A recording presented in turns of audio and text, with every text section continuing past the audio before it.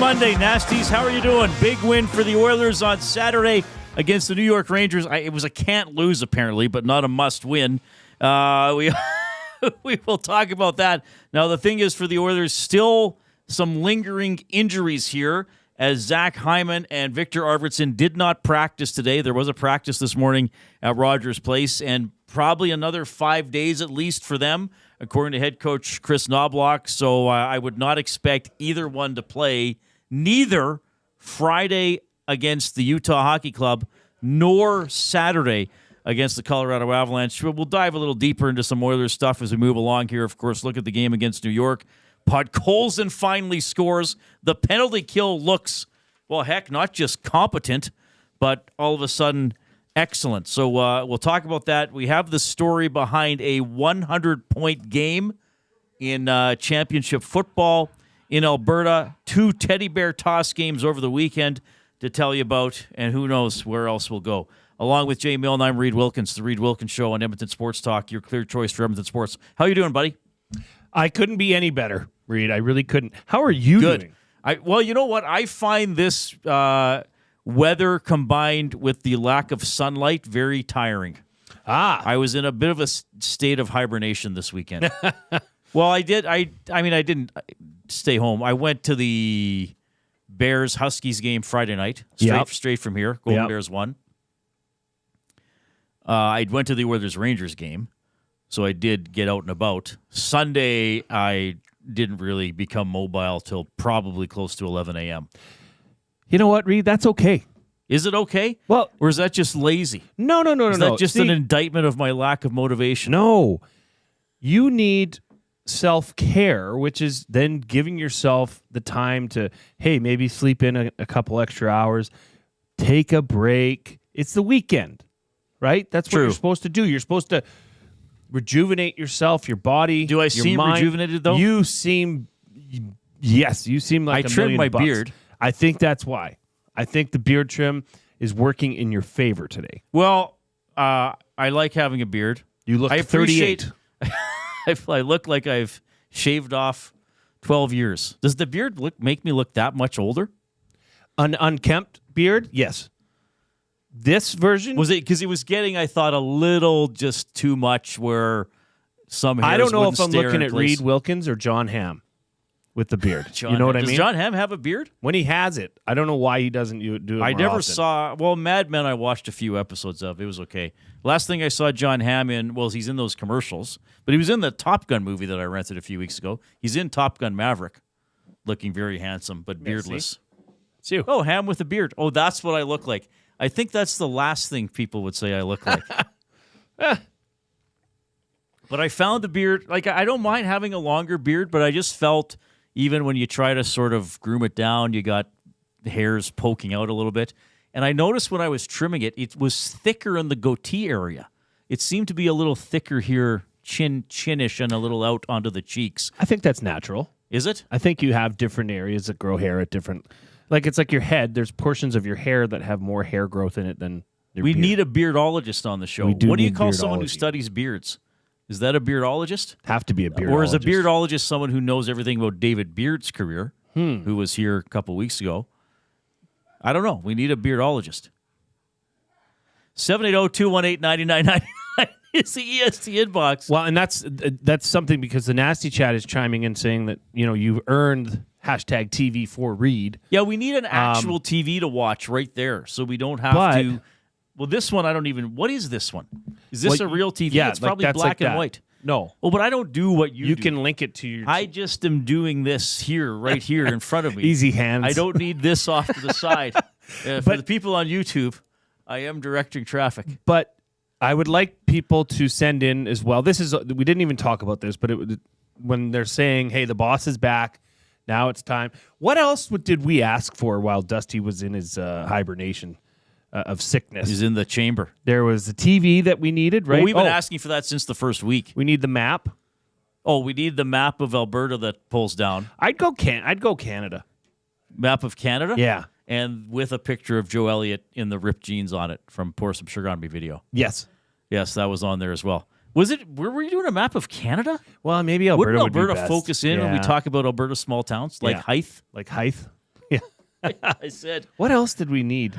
Boy, he's missed a lot. Well, what did he miss? Like 4 weeks of shows? 5 weeks? Yeah. I don't even know. Pretty much half the time I've worked here, Dustin has not been around. I think he did it to avoid me because he's freaked out by me. He's like, that's the guy? You know what we should do? Here's what I'm thinking now. I think we just go ahead and buy the TV because the time's right. We just go ahead and buy the TV. Big 80-inch TV. And then, just send the expense to HR Daddy. Oh, hey, we got just a TV. Don't even tell Dustin about it. We'll just put it on a small stand right there, tilt it up towards here, right? We could, sort of angle it. Well, you could put it right below. Well, see, if it was right below the camera, Zach, then our eyes would still be the lights bugging us. Because we don't need a 50-inch TV. We need like this size. Yeah, just something we Just could watch something a game on and have other stuff on and our then laptops. we just send it off to HR Daddy and said, yeah, we need a TV for the studio. Yeah. I don't know. You know what's been fun, too, that we've started doing? Now, we'll see when we run out of ideas. We might be getting there. You've been filming a little Instagram promo for the show for a week in which I score somewhat of a trick shot on our little plastic basket here at the EST bullpen. So today I did a header. I just threw the ball up and I headed it in. It was a supreme shot. And I was exhausted. Like, you can hear me talk. If people have seen it on Instagram, I was out of breath because, let's face it, it took a few takes. So I'm just trying it one after another. That wore me out. Yeah, we probably should have thought that through. This is probably the worst shape I've been in 15 years. I don't know about that. Well, there's no doubt about that. No doubt about it. There's no doubt about it. But I get all these messages from all these wiseacres. How many takes did that take you, Reid? Oh, first take, right, buddy? You little winky. Like, what if it was? What if I was that talented I could just put it in? It's actually been surprising how fast they've come together. Yeah. Like, I don't think we've been 20 shots deep in any of them. Like, that one was 6-7 shots. Yeah, that one. Got it. The one that took the most was when I was sitting down. Yes. And it was from an angle. That one took a while. But even the one I did back over my head, that was in the first 10 shots. The one that I bounced in. Basketball was hard. Yeah, but you're always close with basketball because you can control it surprisingly well, I found. So that one, even though it may have taken a while, I didn't get tired out doing that one. 780-218-9999 is the EST inbox. You can also participate in the Nasty Chat on YouTube. If you're there, please give us a thumbs up as we endeavor to get to 100 every single program. We got a great streak doing that. And you can always listen to the show on iHeartRadio, on TuneIn Radio, or wherever you get your podcasts. I tell you this, I know that's how you're already listening, but let other people who might be interested in the show know that as well so they can find us because people are still finding us. We're in the James H. Brown studio. James H. Brown Personal Injury Law Firm, the heavy hitters of injury law. With over 200 years of experience, James H. Brown will get you the settlement you deserve. Visit them at jameshbrown.com and book your private consultation today. Well, the boss is back. So what's he's not here now. Well, I know, but obviously after the show, we text him, hey, we hit 100 likes, boss. What are we getting? You know? Yeah, I don't know what it is. Yeah, he was getting us stuff. But well, he was supposed to get us Halloween candy. Because he hasn't been around. That he hasn't even been around, so we haven't even been able to find out what he's going to get us. He gave us cookie ingredients for a week, which we later revealed was Reid Wilkins. Yeah. So we're not getting much. We need something. I don't even know if he really knows this show is on, though. I mean, he works in the morning. He leaves after 1. Like, I think he just sort of thinks, oh, yeah, Reid and Jay just, I don't know, they hang out. Maybe they go record something and put a little 2-minute video on YouTube. I'm not sure he's aware he's hired us to do a 3-hour show. Well, he admitted today that he does watch those Instagram stories of the trick shots. Because he probably wants to see what a real basketball player looks like. That's funny. He loves LeBron so much. Oh, it's just absurd. All right. I mean, LeBron's a great player. LeBron is an incredible basketball player. Not on that hoop. Incredible. Not on our little plastic hoop. But he's the second best to do it. I'm sorry. You're a Jordan guy? Like Gager. Like most adults that have the ability to comprehend. Yeah. Yes. You're not? Or do you not have a I got to say, if we're talking, you want me to answer this question seriously, or do you want me to continue to troll Dustin? seriously? Over the last 5 or 6 years, it might be. You might have to say LeBron now. I mean, look how long he's played. Look how long he's played, and he's stayed at or near the top of the league. Longevity does count. He's not anywhere near. Does count. Longevity does count. You know, he's pretty darn good. I agree that he's pretty darn good. I just think you have to take into account championships, the defensive MVPs. You know, Michael. Well, how many defensive player of the years did Jordan win? At least one. You do NBA defensive player of the year. I'll look up something else. How isn't LeBron up to 6 championships? Oh yeah, and then Dustin. Oh no, he's only a 4-time champion. I thought he won more than that. Dustin says it's a sham. Anyways, his defensive player of the year award. Did he post that already? Oh yeah. All right. I mean, LeBron's an outstanding player. He is. He won the NBA Cup. There's something I don't care for. But all I right. mean, yeah. Speaking of the weekend, I worked on something on the weekend with my dad. So I can't. Maybe 3 or 4 years ago, something possessed me to get. I can't remember what we started. Well, we started with an X-wing from Star Wars. And I just thought to myself, I'm always looking for things to do with my mom and dad. And I thought maybe my dad and I will try some Lego and just see if we like it. It is not just for children, as I think most people know. There are plenty of adults who can. I mean, there's a guy in Edmonton, Brixie, who has like hundreds of thousands of followers on social media, and he'll post pictures. Have you seen this guy? No. He has pictures in his basement. It's all Lego. So... Like the couch is made out of Lego and everything? Well, it could be, but he just has all these. We should try to get him on the show. He goes by Brixie. What if we had him on the show and he had to make something on our desk in the time that he could was make here? us. So this is our off-topic topic for William Huff. Since 1952, William Huff has provided industry-leading graphics with design, print, and install, all in-house for thousands of valued clients. Their unparalleled customer service, combined with decades of industry expertise and a desire to make every job the very best it can be, is what they call the William Huff Advantage. Visit their website at williamhuff.com or give them a shout at 780-454-4536. So my dad and I have done, 8 Lego projects maybe. We're not always doing something. And I think the largest one we've done until earlier this year was about 700 pieces. The X-Wing was about 700 pieces. But it was very repetitive because you build the wings the same way each time, right? There's just 4 wings. They're pretty much the same.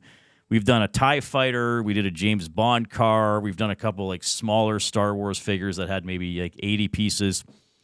So earlier this year, we did a Millennium Falcon. Wow. That had, I think, about 900 pieces. Now, there's a big Millennium Falcon that costs $1,000 and has 10,000 pieces or something like that.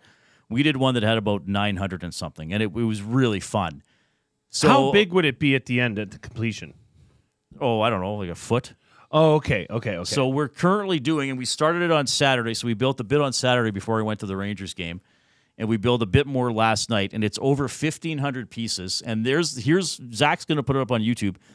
It's the opening scene from Raiders of the Lost Ark. So it's that whole gambit that he goes through with the spikes and the rolling boulder and the temple room. So that's the outside of the box. So that's what the finished item will look like. Wow. So there are 10 bags of pieces in total, and we've done the first 2 bags. So, Zach, you can go to the next photo showing what we've built so far for people on YouTube. So that we built this thing. You can kind of see the idol. There's a spider web on top with a spider in it. There's some spiders on the floor. And there's kind of the totemistic stuff from the temple he was going in to get the golden idol. So this is over 1,500 pieces. And as you can see, Jay, it's got some height to it. It's got a little bit of height we have to build up.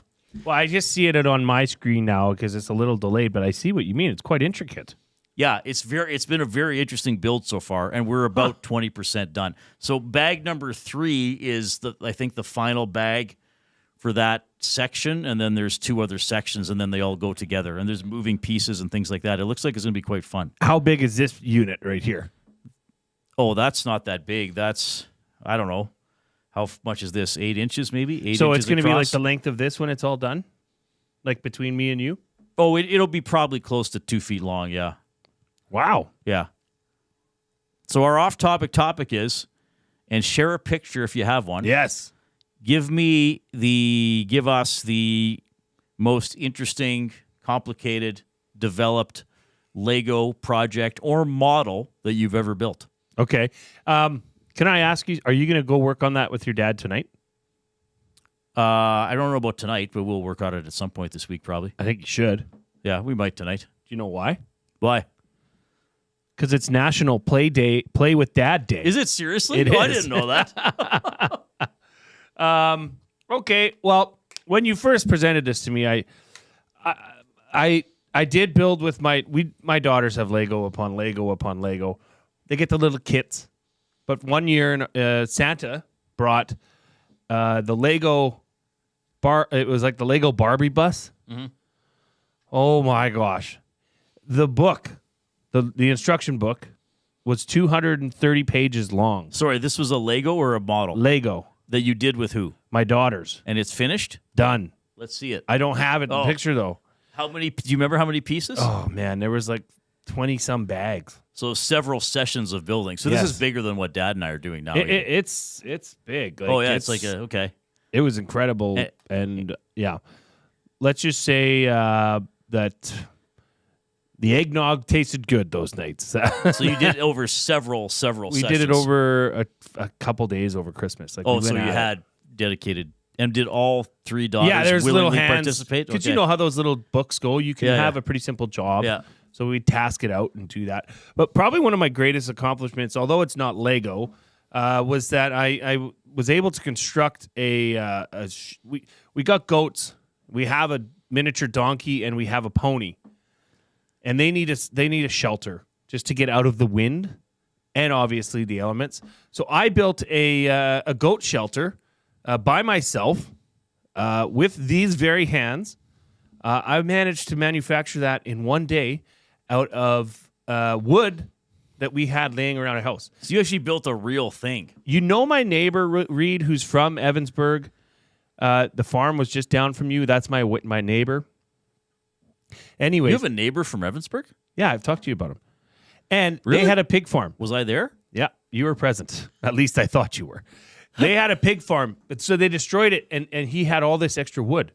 So he's like, yeah, come and take as much wood as you want. So I used all this extra wood Oh, nice. to make this goat shelter. Oh, sweet. Yeah, and it's still standing. I built that 2 years ago. See, that's like a real useful thing. That's like stuff. That was That's big. impressive. My off-topic topic is more like models and toys, but that's pretty cool how you did that. We're getting good reaction in the nasty chat.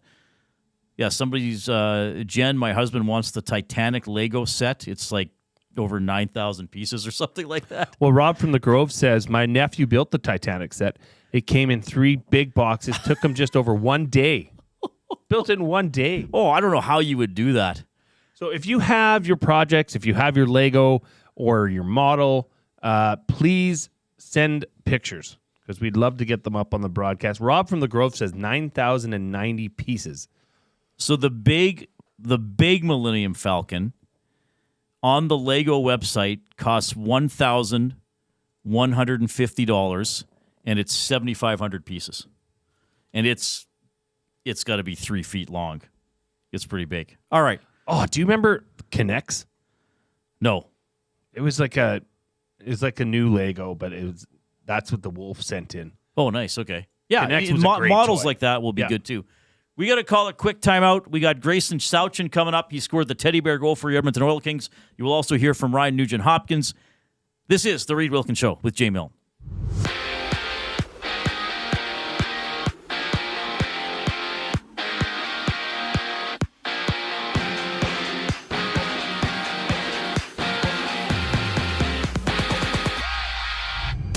Victor Arvidsson and Zach Hyman will miss the next 2 games as they've been ruled out for another 5 to 8 days for the Edmonton Oilers. And there's 11 games in the NHL with the Blues against the Rangers, the Red Wings meeting the Islanders, and the Kings dropping the puck with the Sharks. The Edmonton Elks have named Sherwood Park Rams head coach Jim Zachticum as the team's ambassador of amateur football. NFL injuries see Gardner Minshew out for the rest of the season for the Raiders, with Minshew exiting Sunday's game with just 3 minutes to go against the Broncos. And Monday Night Football action has the Ravens and Chargers going at it, where you can join Lieutenant Eric at the Center Casino Sports Bar and Lounge on Fort Road for 6:15 kickoff. On the court, it's the Raptors throwing it down with the Pistons for one of 9 games in the association, which sees Grady Dick out of action for Toronto as he hits the sideline with a left calf strain. On the other side of the break, Gracyn Sawchyn from the Edmonton Oil Kings joins Reid and Jay. I'm Zachary Kubusch for your sports update. Ready for an unforgettable sports experience? It's the EST Flyaway to LA. Presented by the 780. Listen daily for the EST Flyaway keyword. Once you hear it, text us at 780-218-9999 for your chance to qualify to fly to LA. Round trip flights for 2, hotel and car rentals, all to go see Edmonton face off against either LA or Anaheim. Plus, experience the brand new Intuit Dome as the Clippers tip off against the Warriors, and top it all off with the Rams kicking off against the Cardinals at SoFi Stadium. This is more than just a trip. This is the ultimate sports experience. The EST Flyaway to LA, presented by the 780 and Edmonton Sports Talk. Your clear choice for Edmonton sports. Fuge Sausages makes their meat with nothing but the best local ingredients. From chicken, beef, and pork, their gluten-free sausages are packed with flavor. Every single bite. Get a 10% discount when mentioning Edmonton Sports Talk in-store, or use the code EST when shopping online at fugesausages.ca. Plus, you get free delivery on orders of $100 or more. Find them at 6736 99th Street. Fuge Sausages. You can't beat our meat. Hey Edmonton, ready to take advantage of lower rates and better pricing? South Fort Chevrolet in Fort Saskatchewan has you covered. From rugged trucks to sleek SUVs. And with over 40 years in business, you can trust that you're getting the best deal on your new ride. As the proud title sponsor of the Nielsen Show, EST listeners can drive a little to save a lot with South Fort Chevrolet's transparent pricing and down-to-earth sales team. Visit us today in Fort Saskatchewan or online at southfortchev.com. You know, this year, I want to give the gift of Christmas spirit. Okay, well, what's the going price for Christmas spirit? Actually, surprisingly affordable. $25 brings Christmas to life for a senior living at a Capital Care Center. Oh, that's amazing. Oh, yeah, and they have a community shuttle, so Christmas spirit continues all year long. They can go out and do things and just be reminded there's an entire village of people who care about them. Become a part of our village at Capital Care Center. Donate at capitalcarefoundation.net.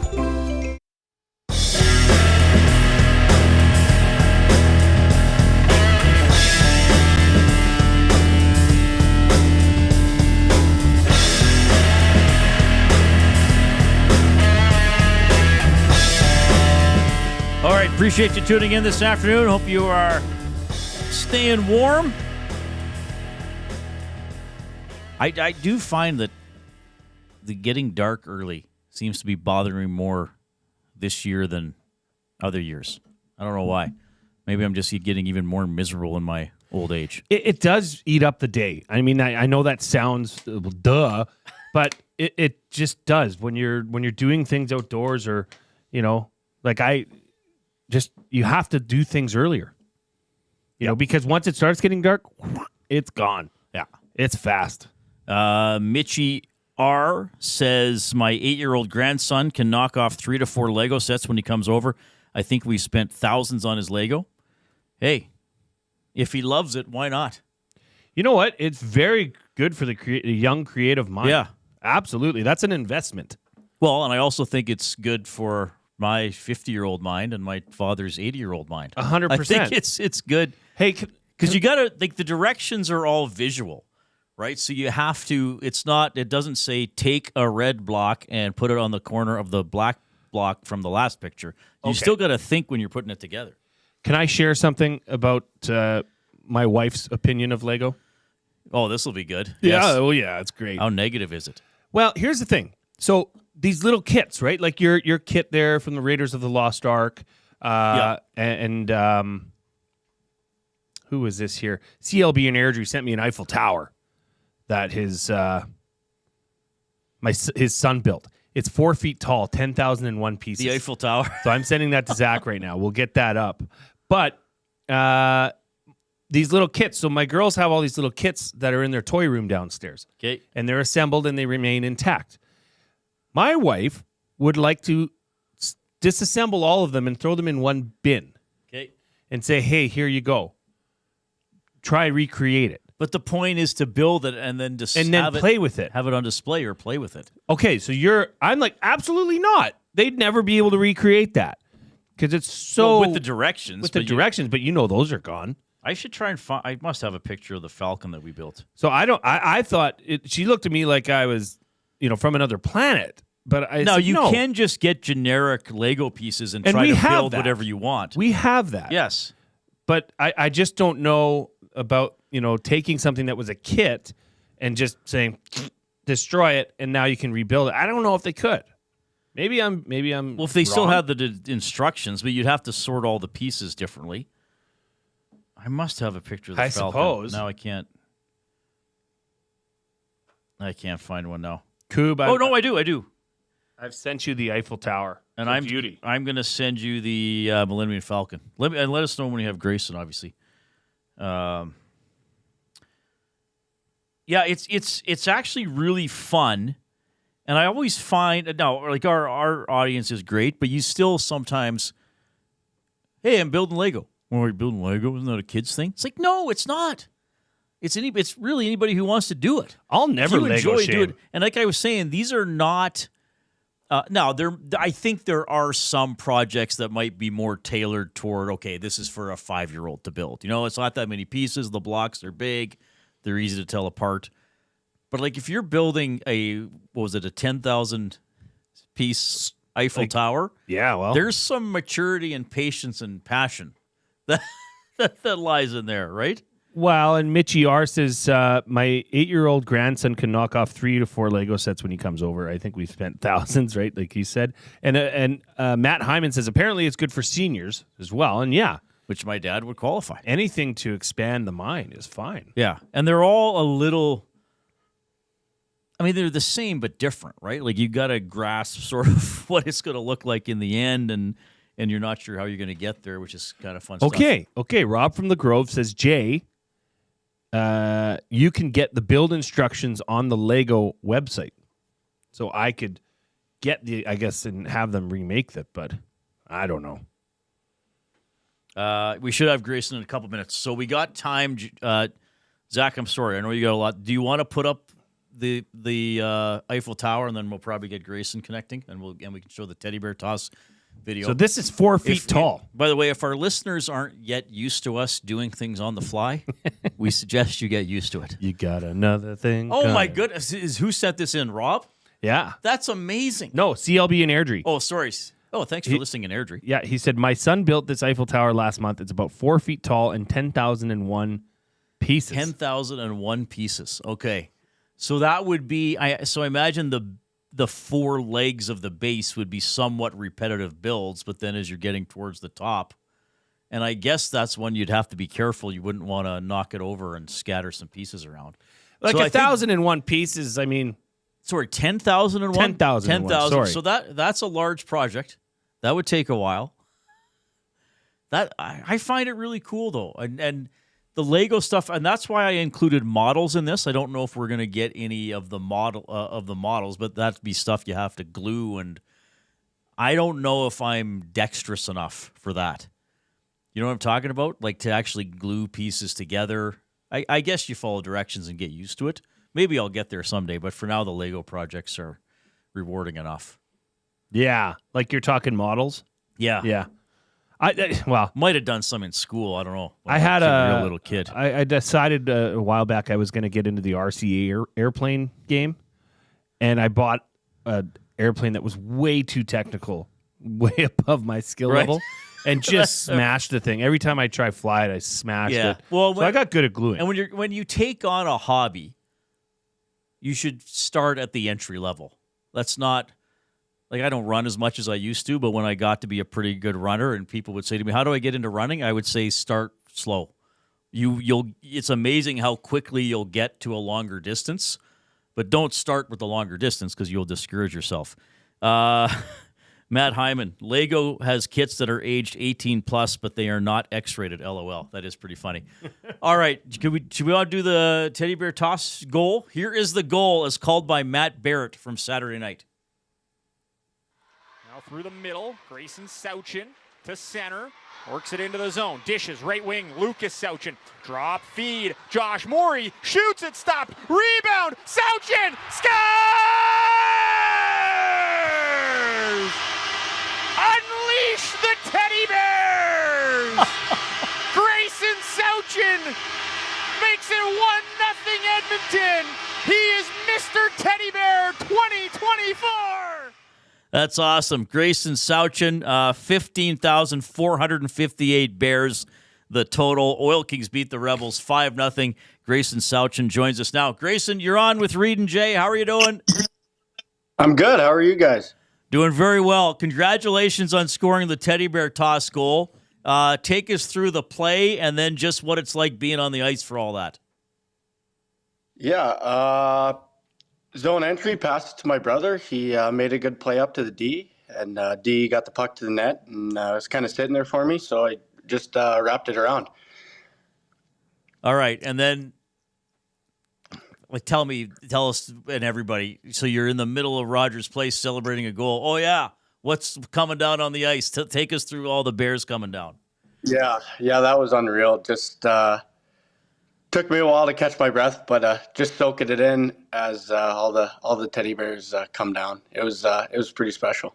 Does that goal carry a little weight in the dressing room that you're the when you get to do interviews like this? Like you're the one that got it. You got some fame here. Yeah, I guess it comes with all that, but no, I think everyone wanted to score that goal, so I'm pretty fortunate I got to get it done. Is there anything going on behind closed doors prior to this game, leading up to it? Maybe a couple friendly wagers on who would be the player that scores the teddy bear toss goal? Yeah, that's kind of the big question. I think the whole week is who's going to score. So, yeah, I don't know. It's always a toss up, and I think there's some nerves for who wants to get it, but yeah.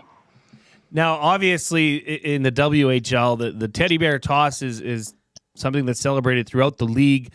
Now you've scored the goal, you've soaked in, you basked in the glory of scoring a teddy bear toss goal.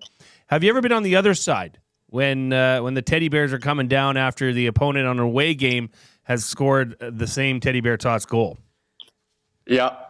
When I was in Seattle, we played Portland, and that's always a big game for Portland. They get a lot of fans there. So yeah, I guess that one there was obviously a long delay. So and what do you what would you say? I mean, is this just go hide and take cover in the bench when you're on the road and that happens? Is instead of celebrating it like you would at home, is it take cover, boys?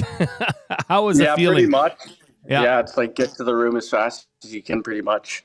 Oh, so you guys actually would leave the bench and go right back to the dressing room? Yeah, usually. Oh, the visiting team leaves. I don't remember that. Okay.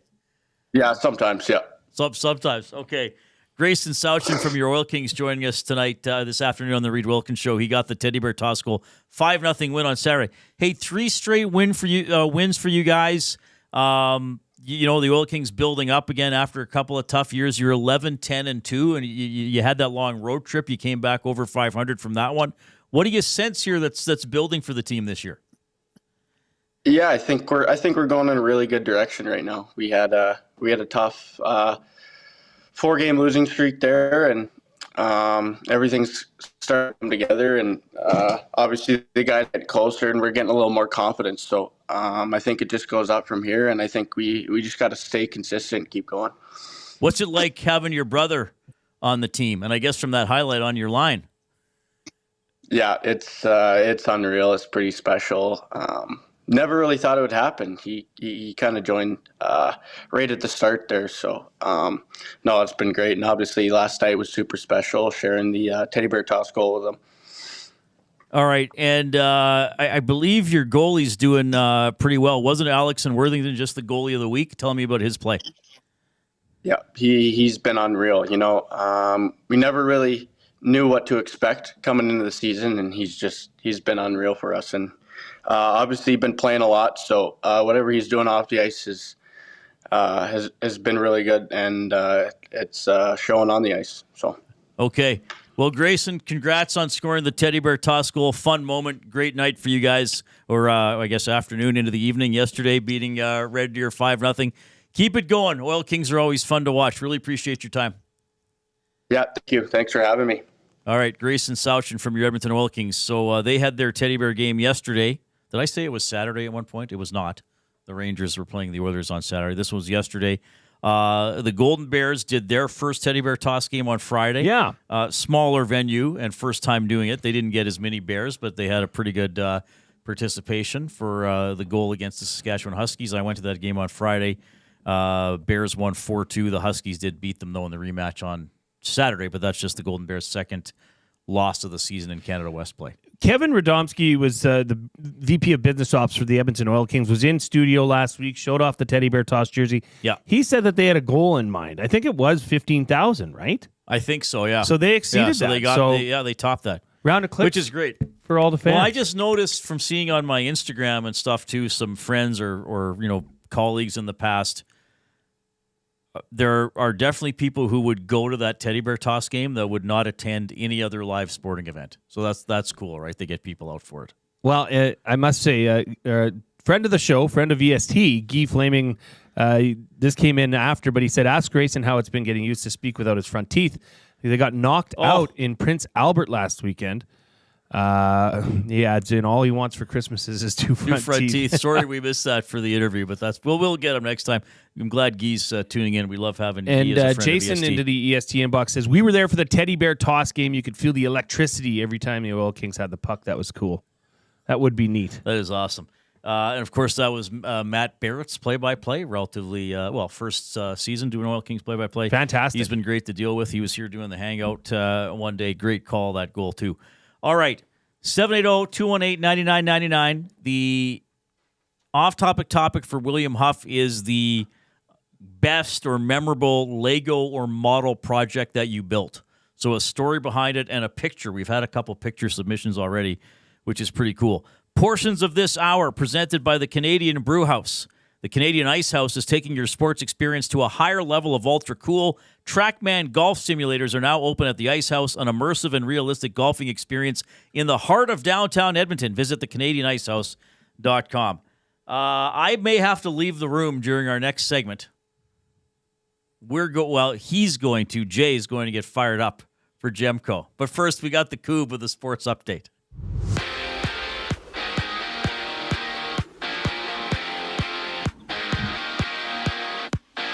Chris Knobloch has confirmed that Zach Hyman and Victor Arvidsson are out for another 5 to 8 days and will miss the upcoming games this weekend. Elsewhere, it's the Golden Knights playing the Flyers, the Flames going at it with the Senators before the Jets meet with the Wild for 11 games on tap. And in football news, the Edmonton Elks have added Jim Skitsko, Sherwood Park Rams head coach, as the team's ambassador of amateur football. NFL injuries see Gardner Minshew out for the rest of the season for the Raiders, with Minshew breaking his collarbone just 3 minutes to go in yesterday's loss to the Denver Broncos. Monday Night Football action sees the Chargers facing the Ravens, where you can join Lieutenant Eric at the Century Casino Sports Bar and Lounge on Fort Road for the action. And with 9 games in the NBA, the Raptors are without Grady Dick when they play the Pistons, as he sits out with a left calf strain. This sports update has been brought to you by Advantage Sports Medicine and Physiotherapy. Get treated like a pro with their highly skilled crew. Whether you're recovering from an injury or looking to enhance your performance, Advantage Sports Medicine and Physiotherapy uses the same locker room approach, trusted by the best in the game. Find them online at AdvantageSportMed.ca. It's fired up after the break. Here on the Reid Wilkins Show, I'm Zachary Kubusch, keeping you in the loop. You want the heavy hitters on your team, both on and off the ice. If you've been injured in a car accident, call the heavy hitters of injury law. James H. Brown and Associates, Alberta Injury Lawyers. With over 200 years of combined injury law experience, their precedent-setting lawyers are ready to help. Locally owned and proud Edmonton Oilers fans, James H. Brown and Associates wants to support you with their unrivaled experience, unrivaled results, and unrivaled commitment. When accidents happen, head to jameshbrown.com. The grand opening sale at Sit and Sleep is almost over. This is your last chance to take advantage of the special introductory sale prices on all mattresses. Stop in today for a free pressure point scan using cutting-edge technology so sleepologists can identify the perfect mattress for you. Right now, get free local delivery on any mattress over $7.99 and receive a free bamboo cooling mattress protector. Enjoy grand opening savings with every mattress on sale. Join us on location today for the final celebrations at Sit and Sleep in South Common next to Planet Fitness. Don't miss out. The grand opening sale ends soon. Gallo LLP is an Alberta-based accounting firm with expert chartered professional accountants in both our Edmonton and Sherwood Park accounting firms. Our experienced and innovative accountants provide financial advice that saves our clients money. Simply put, we help our clients protect their assets and grow their businesses. At Gallo LLP, they go beyond the numbers to ensure the continued success of your business. Reach out to Preet or John to discuss how they can help your business grow. Visit gallollp.ca today and see how they can help you take your business to the next level. Edmonton Sports Talk delivers a mass audience of key, influential customers to your business, all while you associate your company brand with the biggest names, the hottest sports news, and teams from every league around the globe. It's where fans go to get their sports fix and where our partners find the most loyal consumers. Contact us today and see how our team on Edmonton Sports Talk can score the biggest goals for your business. With various advertising options available, email business@edmontonsportstalk.com or head to our website, edmontonsportstalk.com. I'm running in circles with the hopes that I will find what I'm searching for, but the question is where.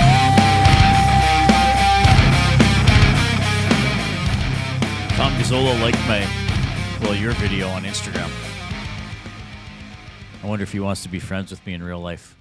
IRL. IRL. I've never Isn't that heard what people put? Doesn't that mean in real life? I suppose it does. I've never said it, but that's not surprising. I had never said it. Now I've become someone who has said IRL. IRL. Zach, are you a big IRL guy? I don't say it too often unless it's in text. Sometimes I do LOL you're as not a joke. saying it if you're texting it. I would never say any word or any, statement in that form. OMG. What WTF? No, get out of here. SMH. Oh my gosh. Yeah. Just say it. By the way, if you're consuming us through the YouTube feed, give us a thumbs up. We like to get many, many thumbs up so Dustin Nielsen loves us and leaves us alone. That's really what we want. The whole point of We're it. here. Nobody else. So the only people here now, the only living beings here now are Jay Milne, me, Zach Kubusch, and Dolores the Hen, who she loves working here. She loves working here. Now, did you see Dustin's face when... He was a little surprised, but I said I told her because she really wants to be on air. She's not listening now. We don't think she's going to get on air, but it's not our call. But I said to her, "Hey, Dustin's coming back." Last week I said this. Dustin's coming back, but when you first meet him, maybe just introduce yourself and say you're thankful to work here, and don't bring up anything else for a while. And she was like, okay, yeah, Reid, I get it. Yeah, just keep your head down. Yeah, just keep your head down and peck. Yeah. just keep at that keyboard. You can also jump into the nasty chat on YouTube. Bronco Nick says IRL is Ireland. Yes, on a scoreboard bug. And you can email Reid at EdmontonSportsTalk.com. All right, it's time for me to read something and then get out of the way. I may have to leave the room as it is time for Fired Up for Gemco Fireplaces, proudly serving Edmonton and area for 45 years, the authorized dealer for Napoleon Fireplaces. Whether it's gas or wood burning, look no further than Canadian-made Napoleon Fireplaces. All the Napoleon products you need are available at Gemco, 9281 50th Street. ladies and gentlemen, nasties of all ages, I present to you my colleague and friend, Jason Milne. I don't know whether to laugh or cry. The Washington Commanders lost in incredible fashion yesterday. For those that didn't see, Zach Giver pains me to have to watch this. This is 33 seconds left. To play in these styles, now they can just unleash the quarterback. Half a minute, no timeouts. Daniels throws down the sideline for Terry McLaurin. McLaurin is loose. Lightning strikes twice in Washington. For the tie. Low snap. It is no good. And the worst special teams day in history has a fitting finish. The worst special teams day in history. Can I just... Well, no, I won't say. Yes, go. Speak. You need to gather yourself. Yeah. So I started watching this game, I don't know, mid-third quarter, something like that, and it was not a very action-packed game. And then Washington got a touchdown with 3 minutes left to pull within 2017. They kicked off, what's his name, Turpin, the Dallas returner, bobbles the kick on the 1, almost walks up to the 9-yard line, and then does, in my mind, was almost a juvenile attempt at a spin. When he did it, I was like, that's going to fool nobody, Mr. Turpin. And then 10 yards later, I was like, oh, he's going to score. And I texted you, that's awful. And you wrote back, and you were like, what? They went for 2, and they got it. And I was like, no, the play coming up, Jay. I was at gymnastics. And then I quit watching, so I didn't even see this McLaurin thing till later in the day. I will now, I'll get up and go stand by Zach and watch Okay, it. suit yourself. So for those of you who know, I've got a long-standing history with my disgust and disdain for kickers. Okay? Now, Austin Siebert, the Commanders' kicker, is a good kicker. He's a serviceable kicker. He was actually, before yesterday's game, one of the top kickers in the NFL. But even after yesterday's game, he's still at 90%. You'll take that. But yesterday...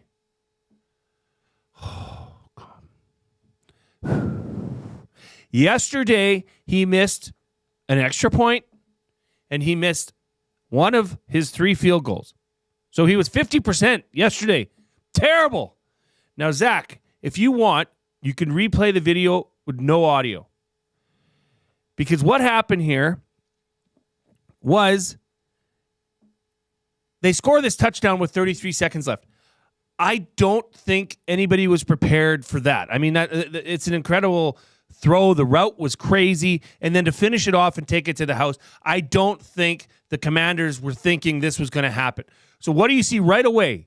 You see the head coach, 1. We're going for 1. No. Take a minute and think about it. Your kicker is having an off day. Austin Siebert is a good kicker. He's having an off day. That is not where you want to take the ball and put it in your kicker's hands who's having a terrible day. Not the time. As a coach, take your time. Think about it. Process. Go for 2. That was the play. Take it into your own hands. Put the ball in Jaden Daniels' hands. He just led 2 crazy comebacks in the same game. And then you go and hand it off to the kicker who's having a terrible day. And kickers, man. Reid, kickers. You have one job. See, I don't know if you're fired up or just sad. I'm both. I'm just depressed. I'm sad. This is terrible. And then, of course, all the Cowboys fans come out of the woodworks and, oh, that was crazy, man. Shut up. I hate that. When just and credit to Matthew Iwanek, he didn't even text me yesterday. Well, was he supposed to text you? He said I just left it alone. I knew you'd be distraught, but my Eagles buddies were texting me like, ha, Commanders suck. it just was to have two comebacks. Yes. Jaden Daniels, hey, they played like a hot pile of dog, you-know-what, for most of that game. Got themselves down 20-9. But gosh darn it, they came back. And something switched in that offensive huddle, and they came back. To have that, and you can say I'm wrong. This is my opinion. But I don't think you should put the ball in that kicker's hands. In his foot. Or in his vicinity. Keep him off the field. Go for two and put the game away. There was only 22 seconds left.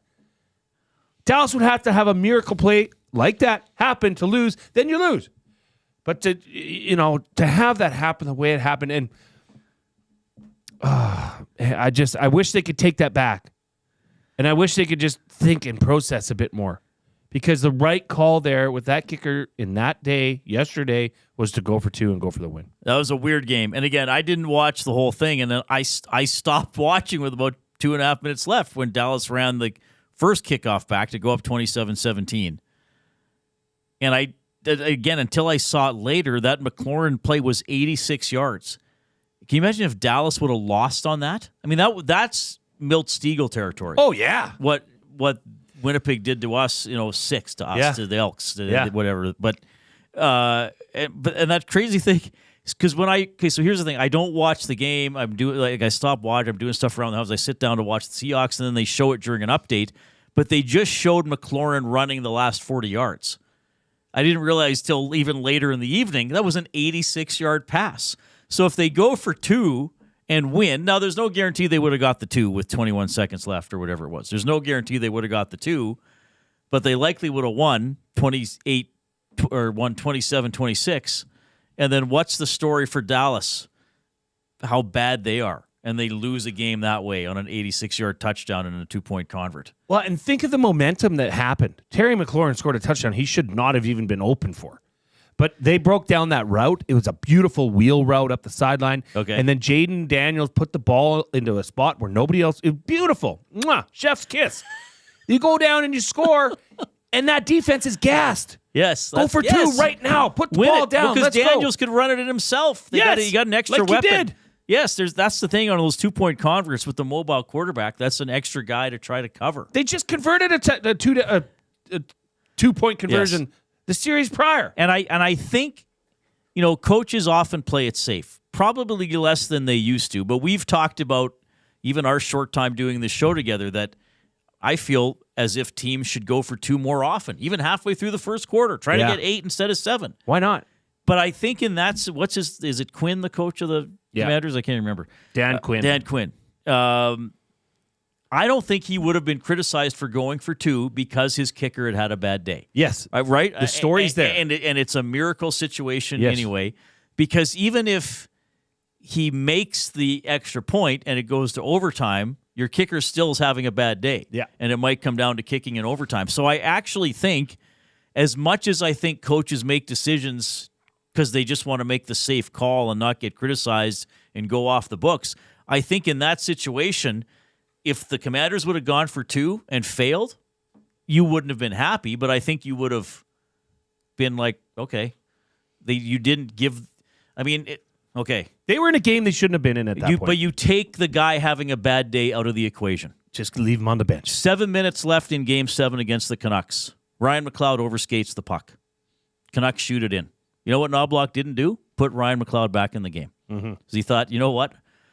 You're a liability. I can't risk him being rattled and failing again. Yeah. He's a liability. Now, if it's McDavid or Draisaitl, different. But you know what I'm saying? Just to relate it to an Oilers thing. Yeah, that's a great So if in that situation, if Dan Quinn says, even if he loves his kicker, and that guy's usually good, isn't he?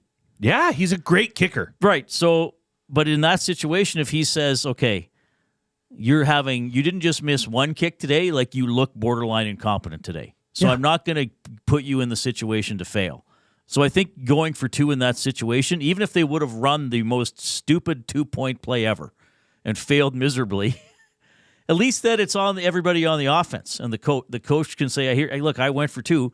I didn't want to put my kicker in place to have him cost us a game again." The problem I have with it is that he lost control of his emotion in the moment. did the head coach Dan Quinn. They didn't foresee that score coming. Whereas as a game planner, as the head coach, has to, though. You have to. Exactly. You have to think of that situation and what you're going to do. He was emphatically running around. One. We're going for one. No. Think about your kicker. I'll get, kickers, whatever. You know how I think of kickers. But they have bad days. Just like Connor McDavid has an off day, right? Pro athletes are not perfect. So, but deal with it as a head coach the right way. Gosh. This was an outstanding segment of Fired Up for Gemco Fireplaces, proudly serving Edmonton and area for 45 years, the authorized dealer for Napoleon Fireplaces. All right, Jay will compose himself. I was at Oilers practice today. We'll get the latest. You're going to hear from the Nuge as well. It's Edmonton Sports Talk, your clear choice for Edmonton sports. Get to know the winners, props, plays, parlays, and more with Nielsen and Hustler. Weekday mornings at 11 on The Lock Shop. Only on EdmontonSportsTalk.com. Conveniently located 10 minutes west of St. Albert, Wheeler's RV Storage will provide you with safe, secure storage for your RV, boat, or whatever you need to store. Open 7 days a week with gated keypad access and extra large stalls. Now is the time to take advantage of their limited time offer. Buy 6 months and get 1 month free. Now's the time to go to WheelersRVStorage.com. That's Wheeler's RV Storage. Safe, secure storage. Visit them today at WheelersRVStorage.com. Celebrating 70 years in the signage industry, William Huff Advertising is the most recognized name in the game. An in-house, one-stop shop for all of your design, print, and installation needs. William Huff provides quality graphic solutions for everyone. Here in our City of Champions and throughout the nation, they are the preferred signage partner entrusted by many of the biggest corporations, pro sports teams, and organizations to bring their identity to life. Recognize the name, get in the game. WilliamHuff.com. The Canadian Ice House is taking your sports experience to a higher level. Trackman golf simulators are now open at the Ice House, an immersive and realistic golfing experience in the heart of downtown Edmonton. Visit in-store or at thecanadianicehouse.com for details. GCL Diesel has been serving oil country since 1972. From diesel cars to SUVs to pickups. From farm tractors to school buses to a big rig. From diesel generators to forklifts, GCL can test, troubleshoot, and repair all diesel fuel system components. Whether it's injectors, pumps, turbos, filters, or additive, GCL has the parts you need to keep your diesel running the way it should. For genuine diesel parts at wholesale prices, visit GCL Diesel in the West End or online at GCLDiesel.com. GCL Diesel. Diesel understood.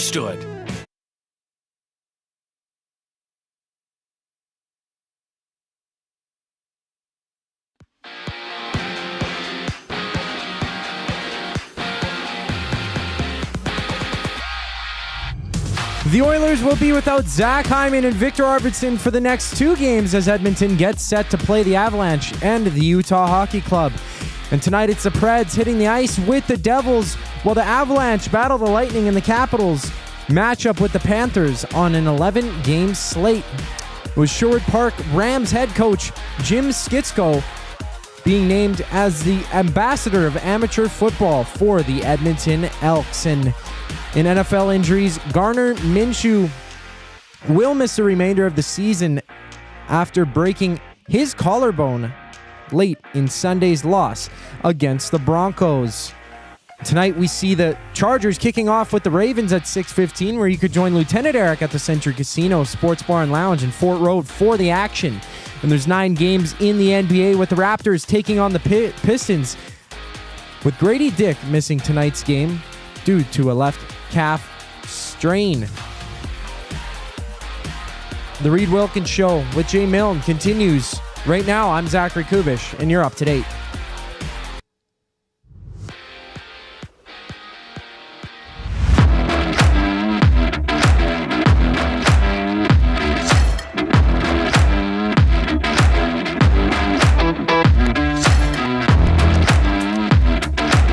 Friday morning on the Nielsen Show, and Dustin is back, of course. We will give away the trip, the EST Flyaway to LA presented by the 780. We will have a keyword before the conclusion of this program at 6 o'clock. We've qualified a lot of people how long? We've gone over a month with the qualification. It's been pretty cool. So the big giveaway is coming up on Monday morning. That'll be a lot of fun. The Oilers beat the Rangers 6-2 on Saturday. They were off yesterday. They practiced today. As you've been hearing Zach say in the sports updates, Zach Hyman, Victor Arvidsson remain out and not expected to play on the games coming up this weekend, Friday and Saturday. We'll see after that. They play Friday, Saturday, Tuesday on the road. Knobloch said again that if this was a playoff game, a playoff situation, Arvidsson would probably be playing, but whatever he's going through hasn't healed quite as quickly as they thought, so he's being held out of the lineup. Drake Caggiula and Josh Brown back down to Bakersfield. So the Oilers just had 11 forwards on the ice today, so maybe some other move coming. Kapanen remained on the line with McDavid and Draisaitl. So the same lines basically, just minus Caggiula not being out there. Darnell Nurse, big shorthanded goal for him on the weekend. Jay, before we dive into the new stuff from today, just a couple of quick thoughts on Saturday. Thought the Oilers played well. They got the puck to the net early. About halfway through the first period, they were out shooting the Rangers 9-1. Maybe with a bounce or two, could have had a goal or two along the way. So I thought a pretty good game by the Oilers. And, hey, there's two teams out there. I did not think the Rangers played very well. Whenever they had chances, they didn't sustain a lot of pressure. They could have scored a power play goal late in the first period and been tied after one of a period in which they were pretty much entirely outplayed. Instead, they give up a shorthanded goal. They get a power play in the second period. They take a penalty shortly after that, and then the Oilers score 4-on-4. And then once it's 3-0, it's not game over, but you need it to go almost perfectly the rest of the way. The Rangers, they're still, I think, 12-6-1, pretty good record. But you see all these trade rumor things with them. And talking to a couple people in the press box, who've been watching the Rangers all season long, they kind of got the word was that they haven't been playing that well, but they've had good goaltending. Sure. So, and there were some goals on, and you know how we've talked about the Oilers giving up too much space in their own end. Now, the Bouchard to McDavid pass, from an Oilers fan perspective, you're thinking that's an elite pass. You got Bouchard, who we know is good with the puck. No, he's great with the puck. Firing it to McDavid, who has to make a very difficult, well, you certainly thought it was a difficult deflection. What did you say? I just said in our group chat, right at that goal scored, I said, okay, give me 100 chances at that same play. I'm not sure I can do that. Yeah. Because, that came across his body to the left side. Yeah. It was just an incredible play. Beautiful goal. And so, of course, Oilers fans, people following the Oilers like us are going to say, great play. If you're watching the Rangers, you're probably saying you cannot give up a wide open pass diagonally across your neutral zone. Something bad is going to happen, whether it's Connor McDavid receiving the puck or not. I mean, even if McDavid or another player would have had to stop that puck before shooting it, it's still a great chance because Quick has to get across to try to stop it. The Rangers were not. Jonathan Quick did not have a great game. Let's just say that. I thought he held them in the first period. He made some good saves. I didn't think it was a goaltending loss for the Rangers. Okay, that Darnell Nurse goal, that shouldn't go in. He's wide open. I know, but that should be a save. Okay. He was ticked off about it.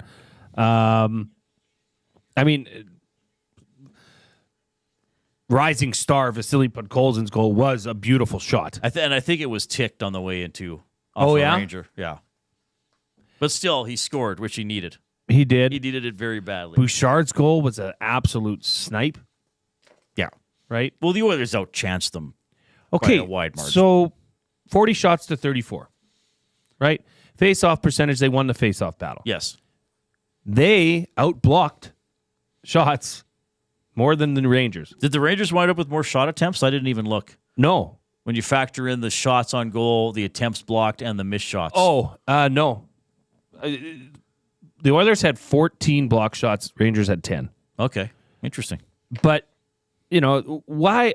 Here's the thing, Reid, and I'm not sure you necessarily have the answer here. Well, I'll have a theory. I can almost guarantee that, like it or not. Okay, so where's that team? Like, that team had exactly what we were talking about on Friday. Yes. That motor. Yes. That energy. Fighting to the puck. Why is that? Well, but that's the problem. That's why we're talking about them as being mediocre, because they haven't been able to sustain anything. right? You know, they've won a couple games in a row a few times. They've won 3 in a row once, and then they got scored 5 in Ottawa, and it's like, okay, maybe they're back, and then they lose to Minnesota. Now, I do want to see what happens here when they come back. I mean, fatigue can't be an excuse against Utah. They're going to play Friday after having not played against Saturday. And even a back-to-back in Colorado, that's not that long of a flight. You haven't played for a while. So hopefully they're poised to put something together. Now, I was hoping Hyman and Arvidsson would be back on Friday. It doesn't look like either one will be. So that still harms them. I still think it's interesting. Knobloch speaks really positively of Kapanen, and he did get a point on the weekend. I personally don't feel like I've noticed him a ton. Yeah, same. I feel the same way. Now, But he's maybe also that's a not placeholder for Hyman. Yeah, but maybe that's not the worst situation to not be noticed. Well, if he goes means you're not down standing to out the either fourth way. line, I mean, when everybody's healthy, then maybe he's with Ryan and Perry on a fourth line, right? Mhm. Or on some Probably sort of a where third he line. should fit in. Right, which is fine. Now, Reid, I don't know if you recall, but at the start of the month, we came out and let's project how the Oilers are going to finish November. Oh, geez, what did I say? We were both saying 500 would be pretty good for the schedule. Right now, they're 6-4-1. So they have will 13 be. points. They'll be at least 500. The in worst November they can be is 500. Is 6-6-1. Yeah. Now, if you think, if they can win one of these 2 games, then that's exceeding expectations by what we thought when looking at the schedule originally. Right. Right? I forgot I said that. I should have had higher expectations for them than that. 8 wins would have been great. Can only go off of what you got, right? Well, true. All right, we're going to do the Oil Understood here, or we're in the process of doing it for GCL Diesel, providers of the best diesel engine components around. From turbochargers to injectors, fuel pumps to sensors, they are the critical engine component experts. Proud to serve Edmonton and Northern Alberta for over 50 years. Now a proud partner of Edmonton Sports Talk and the Reid Wilkins Show. GCL Diesel. Diesel. Understood. Okay. So Ryan Nugent-Hopkins answered some questions after practice today. I asked him about the having several days between games here. I think we've been going pretty steady for the past little while, so it's good to get a little bit of a reset. Obviously, you don't want too much of a break where you kind of let off the gas a little bit, but I think having a couple days of practice here will be good for us today. It was a good one, and I think it was good to have a few days to get our bodies and our minds just to give them a little bit of a break and get back to it in a few days. All right. Practice again tomorrow. Right now, the plan is that they're off Wednesday, practice and fly on Thursday, and then the game on Friday. Obviously, that could change along the way. Oh, it was an open practice today for season ticket holders. I always wonder, by the way, side note, when the season ticket holders go to practice or the fans get to go to practice, what do they think? Because practices are not the most exciting thing in the world. I mean, I will always try to take a look at what they were working on. They did do quite a bit of special team stuff today. They don't always do that. But it's a lot of drills that are just, okay. It's not as if McDavid's always cranking it up and doing McDavid things at practice. So I wonder if fans leaving these thinking like, oh, that was underwhelming, or they're just happy to see them practice and see them as much as possible. I think it's just a little bit of a look behind the curtain. Right? And maybe see, how does a professional hockey team practice? Right? I mean, you've grown up watching your kids skate or practice, or you have an idea of a practice, but seeing how especially for hockey people, right? Let's say for me, if I was to go and be able to go watch an Elks practice, yeah, I'd like to see how they frame it. When are they doing this? What's the tempo? Right. What's scheduled when? So it'd be interesting to see that.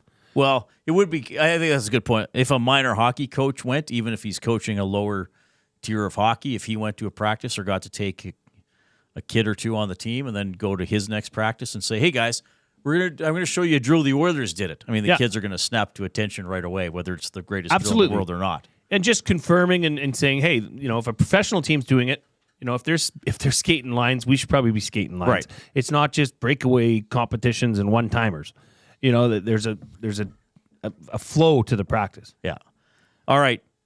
I'd Penalty be kill. interested in seeing that. Maybe someday you'll get to go. Maybe hang in there, maybe. buddy. Okay, thanks, Reid. I think you will get to go someday, maybe very soon. Hey, imagine that. Be my dream come true. You and Tom Gurzola. I didn't say anything about Tony Gondola. Tom Granola. He's doing the bow zone today. Yes, he is. He was all bowed up. How about this for the PK? What are we at now? 1, 2, 3, 4. The Oilers penalty kill has not allowed a goal against in 7 games after being a shoo-in to give up at least one for almost all of the games before that. I asked Nugent Hopkins about the improved PK. I think just little details for sure. We're definitely a moving kill, so you got to be on the same page. Your routes have to be good, really good, and then obviously you need the saves when they break you down, because it is going to happen at times. And I think lately all those aspects have been better. Getting to where we want to be, getting to kind of where we ended up last year, and obviously we still got work to do and we want to keep improving. But I think the more reps we take with each other, the better we'll get. During the playoffs last season, Jay, now you and I didn't really know each other at the time, but the penalty kill was so good. When the Oilers took a penalty, I felt no big deal. It was almost 50-50 as to who would score. That's how good they were, because they got some pretty big shorthanded goals. Now, we recognize that was unusual, but transfer that, or I guess contrast that with this season.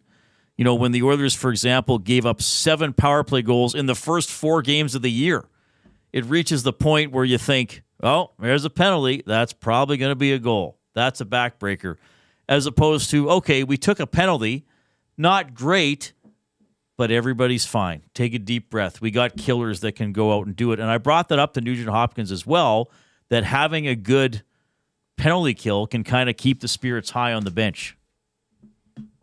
Definitely. I mean, it's just human nature, I think, when things are rolling. And I mean, like in playoffs last year or near the end of the season, obviously in playoffs it's a little different because every goal is so important. But you just have a feeling they're going to get the job done. I mean, you never want to take one. You never want to put your team in a situation like that. But at the same time, I mean, there's so much confidence. And the other side of things where we were on a stretch this year where it was like every game, if there's like a small breakdown, it's they found a way to put them in. I mean, I think I took a penalty against Vegas, and we were kind of struggling at that point, and then they ended up getting one and tying it up, and so it's definitely is a confidence thing, and because I'm on the kill, I have a good feel about where our confidence level is and how we're rolling. So I mean, I don't take too many penalties, but obviously when you do get in there, there's a lot of confidence in the group to get the job done. So he recognized that. Your penalty kill's in the toilet, and you take a penalty, and it's human nature. The guys on the bench are thinking, oh, man, that's a goal. There's a goal. We're going to give up a goal. We're going to be down one, or they're going to tie it, or we're going to be down more. He referenced the bad penalty he took against Vegas, right? Terrible. He takes that penalty. Hold it. Vegas scores, goes on to win the game. Yep. So now it's shifted. We'll see how it does, but to have good special teams, and here's the thing. A penalty kill that's 85% doesn't kill off 17 out of every 20. But they have a burst where they might kill off 25 in a row, right? And then maybe you kind of regress a little bit, but they're on a good burst right now. So hopefully we're starting to see the penalty kill come around again. Well, it's safe to say that it's off the hook for right now. It's off the chain, baby. It's unlimited. But since November 1st? OMG, it's good. Oh, God. What was it? Anyway, sorry, I'm derailing you. GOH. GTHO, I think. Oh, GTHO. Is that what you're trying to say? FFS. Yeah, that's a good one. Since November 1st to present day, the Oilers' penalty kill is 11th in the NHL at 82.6%. That's a good month. That is a very good month. Right. Now, that's taking into account even some the terrible still start, bad stuff at right? the beginning, yes. So they're 5th in goals for, they're 5th in shots per game. You know, this team from November to now is playing the Oilers hockey you were expecting them to play. So the goals, you know, you've stuck by it. that this will eventually correct itself naturally. I hope so. You're starting to see that a bit, but there's not enough, there's not enough of a sample size yet to say that their goal-scoring woes are complete. Well, maybe Pod Colson's the guy. Sorry. Now, I wanted... Yeah, big dog. The playbook writes into the EST inbox. Afternoon, fella. And just so everybody knows, I'm keeping a bunch of your texts together that I found to be rather interesting that I'll present to Reid later in the show. Afternoon, fellas. With the news coming out about the Rangers, what do the two of you think about Nurse and Nuge for Kreider and Trouba? Well, I believe Nuge has a full no-move clause, first of all. He's not. He wouldn't be. So here's the thing, guys. I and anybody who's listened to me in the past knows I'm not a big trade proposal guy. And as soon as somebody suggests a trade, I will always start thinking of why it can't happen. So here's the thing. As soon as somebody says Nugent Hopkins in a trade, I say no. It's like it's not even worth talking. It's like saying, hey, Reid, if the NBA lowered the hoops to 8 feet, do you think you could dunk in a game? Like, irrelevant. I'm not going to be in an NBA game. So they can't trade. They cannot trade Nuge. They just cannot do it. Yeah. So no, I don't think that's going to happen. I think it's 2029 before anything could happen with them. And Nurse has a partial one. I'm trying to find where it is now. But I'm pretty sure Nuge has a full no move. I'm just double checking his contract status here. So I'm sorry, everybody. I know everybody loves everybody loves them. Yeah, he's got a no move for the whole thing. So nothing's happening with Nuge. So I will say no to that. It's not. So that's the thing. I'm sorry, but it's not even worth evaluating the realism or the helpfulness of the trade. Just stops you in its tracks. Kreider's a good player. He's got a lot of speed. He did go around Bouchard for that one chance. Kind of got a partial break. Trouba's a good player. The Rangers seem to be really down on him, though. He is their captain. And we know what it's like for Nurse, obviously, in this market. That would be an intriguing trade proposal to discuss if it could actually happen. If it was a possibility. But I'm sorry, it can't happen. So I'm not going to fan any flames around it. Tay says Kapanen drew 2 penalties in his Oilers debut. He was one of the few players pushing the pace of play in both games. I will say I appreciate that. Knobloch brought it up. And that's all I'll say. Okay. 780-218-9999. Jump into the nasty chat on YouTube as well if you are so inclined. Give us a thumbs up if you're there. We're well on pace for our goal of 100, but that's because a lot of people get it early. And then, the pleasure delayers wait. We don't want you to wait. We want to get to 100 as quickly as possible and see how we can go. What did I say? How we can go? How high we can go. OMG, I can't believe I said that. All right. GTFO. Oh, what are we doing? Bad. Oh, we're gonna keep talking about the Oilers, and we'll do buying or selling for Damon Bunting. Portions of this hour presented by Canadian Brewhouse. NHL lives at the Canadian Brewhouse. Every Oilers game day, get $1 off tankers of Molson Canadian and Coors Light. You can win game ticks and 2 tickets to a surf and turf dinner at the end of the season. Full details at thecanadianbrewhouse.com. Our good buddy Zachary Kubusch has a sports update.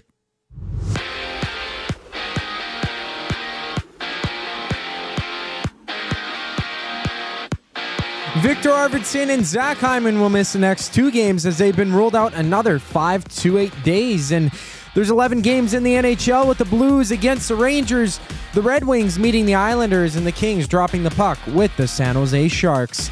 The Edmonton Elks have named Sherwood Park's Rams head coach Jim Skitsko as the team's ambassador of amateur football. And NFL injuries see Gardner Minshew out for the rest of the season for the Raiders, with Minshew breaking his collarbone late in last night's loss against the Broncos. Monday Night Football action as the Ravens and Chargers, where you can join Lieutenant Eric at the Century Casino Sports Bar and Lounge in Fort Road for 6:15 kickoff. And on the court, the Raptors throw down with the Pistons for one of 9 games in the association, which sees Grady Dick out of action for Toronto as he sits on the sideline with a left calf strain. This sports update is brought to you by Sit and Sleep, where you can save big with their Black Friday sale. Get a queen-size Euro-top mattress with patented non-flip pocket coils, gel memory foam, and 5 comfort zones slashed down to half price for only $399. Find great deals like this and more for the rest of the month at Sit and Sleep. Shop Black Friday now at Sit and Sleep. You can find them in South Edmonton Common, next to Planet Fitness. Buying and selling just after the break. Here on the Reid Wilkins Show, I'm Zachary Kubusch, keeping you in the loop.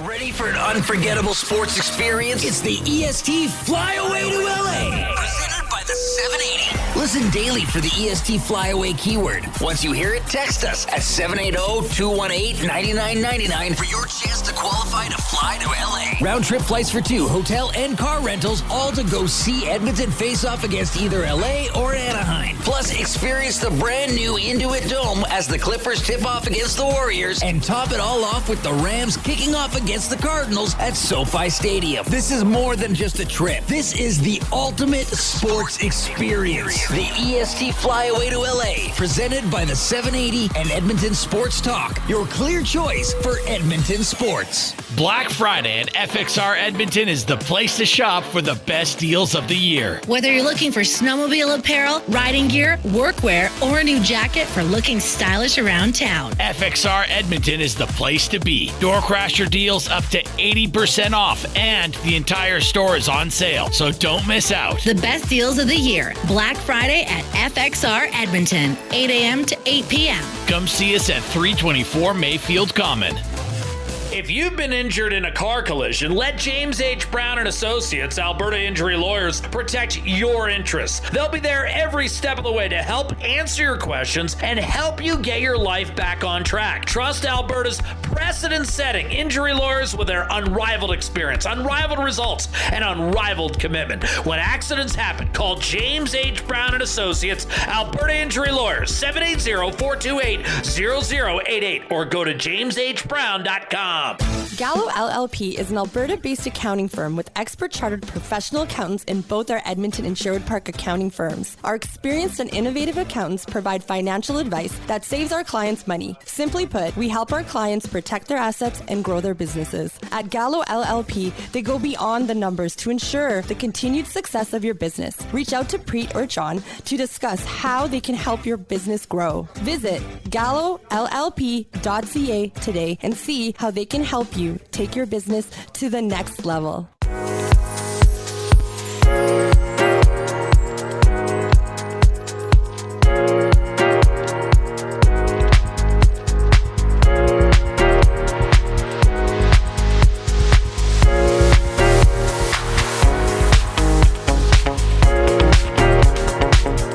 Hey everybody, what's going on?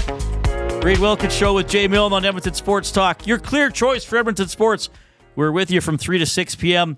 every weekday. Yes, we had the Oil Kings teddy bear goal scorer Gracyn Sawchyn on the show last hour. Oil Kings won 5-0 over Red Deer. The Golden Bears had their teddy bear game on Friday. Oilers beat the Rangers on Sunday. We've gone over Jay's NFL highlights from yesterday. I'm sorry for laughing. You were so passionate about that. So how did you treat the kicker who was your teammate on the Golden Bears? Did you beat him up? Bo Filkowski. Well, you liked him. Yeah. Well, he was a human being. Great guy. Great guy. He just didn't like his job. Was he good? Yeah, he was good. So what if a kicker had a perfect season? Love him. Get him a nice Christmas So gift. you don't hate kickers, you just hate incompetent kickers. Okay, here we go. Well, here's the thing I don't like about kickers is that you have one job. You don't Well, you practice had one job as a safety tackle. You don't. I know there's way more than one job. You don't practice with the team. You're off kicking, doing their freaky stuff while the team is practicing. You do kicks. You do you. But the expectation of perfection is a lot higher at the kicking position because that's all you're there to do. I don't want you to tackle. In fact, if there's a blocker coming, just get out of the way. Lie down. Protect yourself. You're important for your ability to put up points. Do your job, and I will have no problem. Was it a bad snap on that extra point? The snap was not good. Okay. But the ball and the hold was fine. Still should have been makeable. It should have went through the uprights. Mike, the Michigan Actually, fan. it shouldn't have. It should have went through the uprights because they should have been going for 2. Mike, the Michigan fan, also pointing out that Trouba does not want to play in Canada, which I think is out there as well. Matt in the EST inbox is saying is correcting us. Okay. Hey guys, I have a genuine question. Why does no one consider the overtime loss when talking about being 500? It's still a loss because it's points percentage. That's what. Yeah, I'm sorry. Yeah, I know. I get it. You could actually be 500 in the NHL and not win a game. You could go 0-0 and 82. That's technically possible to not win a game and get half of your available points.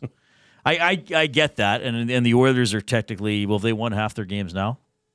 Well, they're 6-4-1 in November. Okay, but for this, what are they for this season again? They are 11-9-2.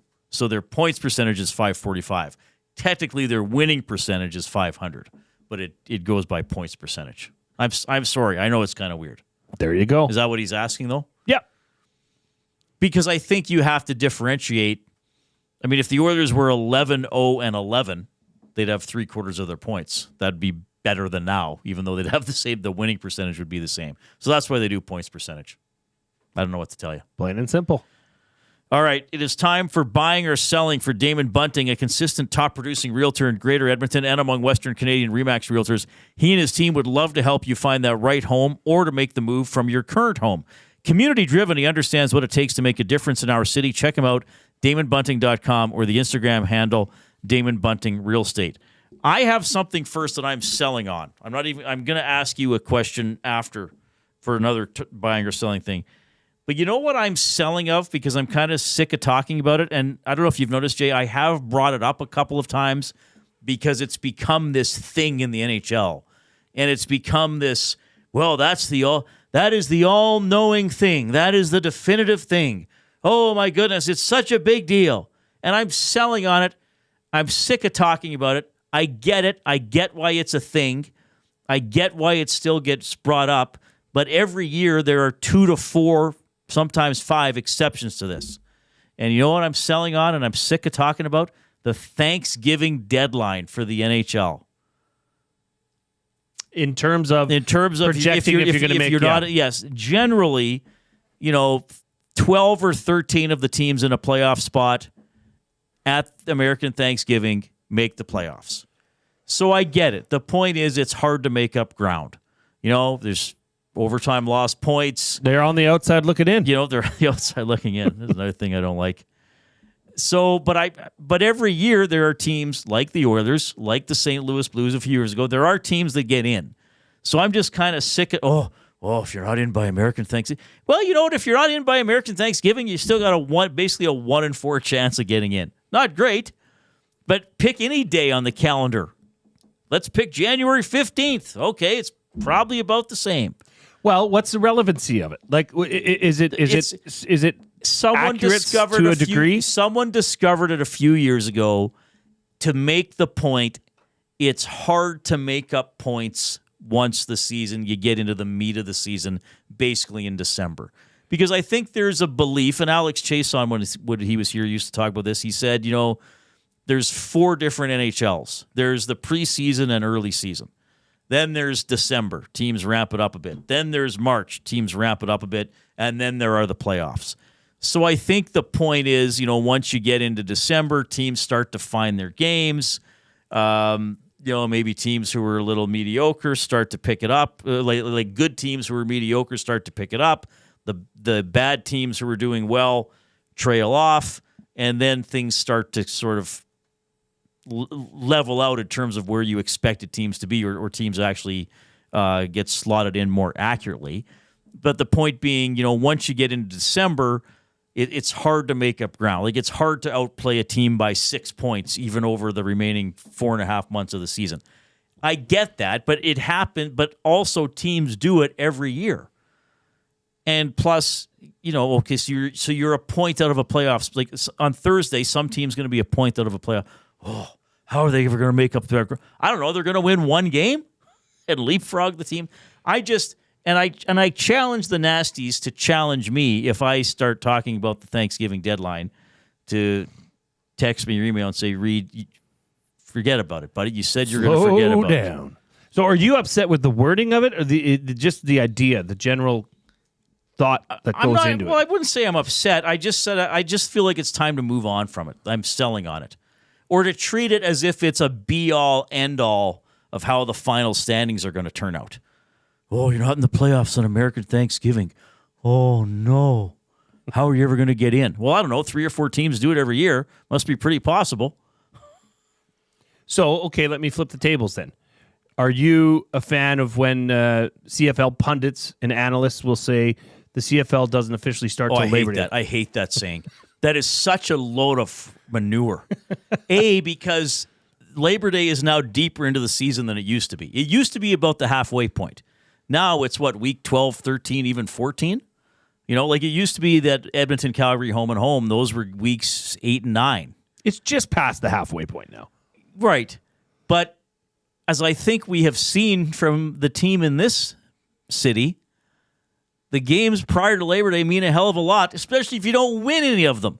Because if only the games after Labor Day counted the last 2 years, the Elks would have been in the playoffs. But they needed to have, a couple of... If the Elks would have won 2 games earlier in the season, each of the last 2 years, they would have made the playoffs. So, no, I get that. Labor Day, it's the second half of the season. The weather starts to change. Teams start to separate a little bit. But the season has already started. Don't totally dismiss the games from earlier in the season. That kind of bugs me too. Oh, the season doesn't start until Labor Day. Really? So the 0-9 Elks were equal with the 8-1 Alouettes at Labor Day because the season's just starting. Okay, Chico, sure. This should have been your fired up. Yeah. Hey? Well, I'm selling. Sell. Les says Reid has become a lot more curmudgeon. You're damn right I have. Thanks for noticing, sweetheart. Yeah, okay. I know what you're saying. I think it's just a benchmark. I think it's just a talking point. But so we are, how should we say this then? So we've hashtag Reid TV for Reid. Hashtag Welderdarity. Hashtag no turkey talk. Jasmine has sent you a message. Jay is right. An average NFL kicker gets paid $850,000 American, or about 1.5% of what his quarterback gets paid. Why would you expect him to be as efficient as the quarterback? You're paying them to fail. Actually, the punter on the Seahawks, Dixon, I think, is the highest paid punter in the league. What's he getting? Well, I think over 5. An average punter must make more than $850,000 per year. Wouldn't they? Like a good punter? Nah, probably not. You can find them. They're just growing on trees. Let's go to the punting farm, everybody. Jake Julian worked out with an NFL let's team. Harvest a punter. Jake Julian worked out with an NFL Well, because team. he can blast it. You just don't know what direction it's going. Maybe it'll go into the end zone for a single that everybody can cheer. This comes in from That's Bootski. a miss, by the way. Hot take. Free agent quarterback Daniel Jones is a more developed version of free agent quarterback Taylor Cornelius. I saw that. I don't want to. We've talked enough about Taylor Cornelius. Oh, boy. I'll just say I would have liked to see Taylor Cornelius with a competent offensive coordinator. No. Okay. No. If the CFL Grey Cup was awarded to the team that had the quarterback that threw the most balls at people's feet, then Cornelius was your guy. Yeah, fair enough. C. Hendo in the EST inbox. And you want to know why the Elks didn't get a couple more wins early in the season? Because of the kicker. He didn't help in a couple games, did he? There was 2 games in the first 5 that were directly the on Ottawa him. home game. Yes. And was it the Montreal road game? He was a big part of that one as well. I'm also going to ask you a buying or selling. Buying or selling, Bud Colson is a top 6 NHL forward. Selling. But you thought about it. He's just not... The body of work isn't there yet. I haven't seen enough. To be determined. Hey, Reid, TBD. TBD, baby. TBD, dog. Hey, brah, TBD. Hey, bro. Yeah, where did bra become a thing? Or Average, okay, buying or selling to you? Bud Colson, bonafide top 6? No, selling. Selling. But Here's the thing. I have to be open-minded and watch and see how he does. Hey, you said it in your tweet after the game. Sorry. You said it in your tweet, which you do every game. You do your belief or your thoughts on the game. You said if Podkolzin can turn into a genuine bona fide top 6, that is a huge win for the Oilers organizationally. The one thing, Leon, as Leon so eloquently put it, because he can't help himself but to take a shot at the media. Anybody who knows anything about, he said he does things that people who don't know anything about hockey wouldn't notice, which I think was directed at the media wags like me. But I would say I do think Podkolzin has been a good forechecker and good with board play and knows where to go on the ice. I just question his ability with the puck. I was surprised that Leon said he makes good passes, because there have been several times over the season I've thought the play died with him because the puck didn't go where it was supposed to go. Even on his goal read, the play almost died with him with a lackluster pass out of the zone. True, yeah, good point. Right? He fumbled that, but he made up for it. Yes. But that almost didn't happen. Now, having said that, if he keeps working and keeps improving and making efforts, and here's the thing, Leon Draisaitl must like playing with him. And I don't think Leon would ever say this, but we know for a lot of the time that Leon and Connor have been on the Oilers, it's been a three-man team with Nuge, right? And Leon has often gotten the quote-unquote leftovers for the linemen. Even last year when they were a better team, right? It was McDavid, Nugent Hopkins, and Hyman. Mm-hmm. And Draisaitl had better linemen. I mean, Fogle had a good year, and stuff like that. But he was still getting forwards 5 through 7, not forwards 3 and 4 like McDavid was getting. So it's almost like Draisaitl is saying, I want this guy, okay? I want this guy. Okay, Coach, you hear what I'm saying publicly?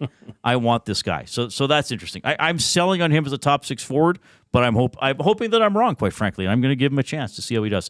We have a couple of very special guests coming up who helped bring a provincial championship to an Edmonton school. That's in a couple of minutes, but first we got the Cube with a sports update.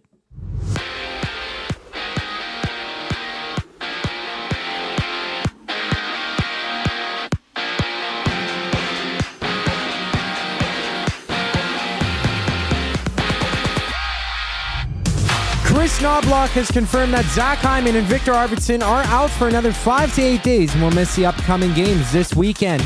Elsewhere, it's the Golden Knights playing the Flyers, the Flames going at it with the Senators before the Jets meet the Wild for 11 total games on tap.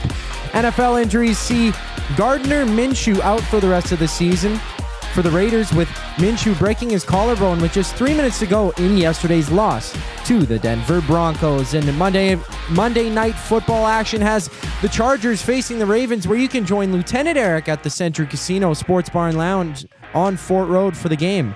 Kickoff goes at 6:15, and with 9 games in the NBA, the Raptors are without Grady Dick when they play the Pistons, as he sits out with a left calf strain. This sports update has been brought to you by Paramount Flooring, proudly family-owned and operated for 33 years. Paramount Flooring is your full-service flooring and tile supplier. Whether you're a homeowner, renovator, or builder, Paramount Flooring provides a flooring to fit your lifestyle and budget. Visit their showroom that's open 7 days a week at 10707 184th Street. Paramount Flooring, flooring for the life that you live. The Reid Wilkins Show is back just after the break. I'm Zachary Kubusch, keeping you in the loop. Conveniently located 10 minutes west of St. Albert, Wheeler's RV Storage will provide you with safe, secure storage for your RV, boat, or whatever you need to store. Open 7 days a week with gated keypad access and extra large stalls. Now is the time to take advantage of their limited time offer. Buy 6 months and get 1 month free. Now's the time to go to WheelersRVStorage.com. That's Wheeler's RV Storage. Safe, secure storage. Visit them today at WheelersRVStorage.com. 780 is just another lame-ass, low-budget local shop. Homegrown right here in Edmonton. 780 is both the shop name and their in-house clothing brand that celebrates all things unique to E-Town. They also work with close to 1,000 local vendors from the 780 to help promote and get their brands off the ground. Check them out online at 780.com or at any of their 5 locations at Southgate, Londonderry, Kingsway, St. Albert, and the Outlet Mall by the airport. Fuge Sausages makes their meat with nothing but the best local ingredients. From chicken, beef, and pork, their gluten-free sausages are packed with flavor. Every single bite. Get a 10% discount when mentioning Edmonton Sports Talk in-store or use the code EST when shopping online at fugesausages.ca. Plus, you get free delivery on orders of $100 or more. Find them at 6736 99th Street. Fuge Sausages. You can't beat our meat. At Mind 360, we invite you to embark on your mental health journey in a safe and comfortable space. Conveniently located in St. Albert, Mind 360 has a diverse team of experienced clinicians that offer a broad range of tailored services for children, adults, and families. Furthermore, we are very proud to serve our military, veterans, and first responders. If you're looking for counseling, treatment, or assessment, understand that you are not alone. Contact Mind 360 at mind360.ca to book an appointment today.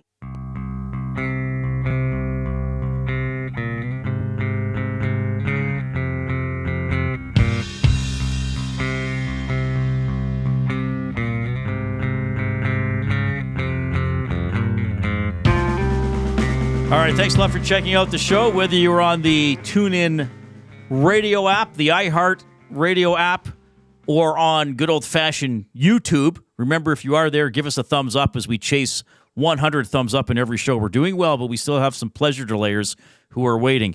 Before I bring in our next guest, I want to give some stats here that pertain to these individuals and their team for Crunch the Numbers, presented by Gallo LLP, Chartered Professional Accountants, where they go beyond the numbers to ensure the continued success of your business.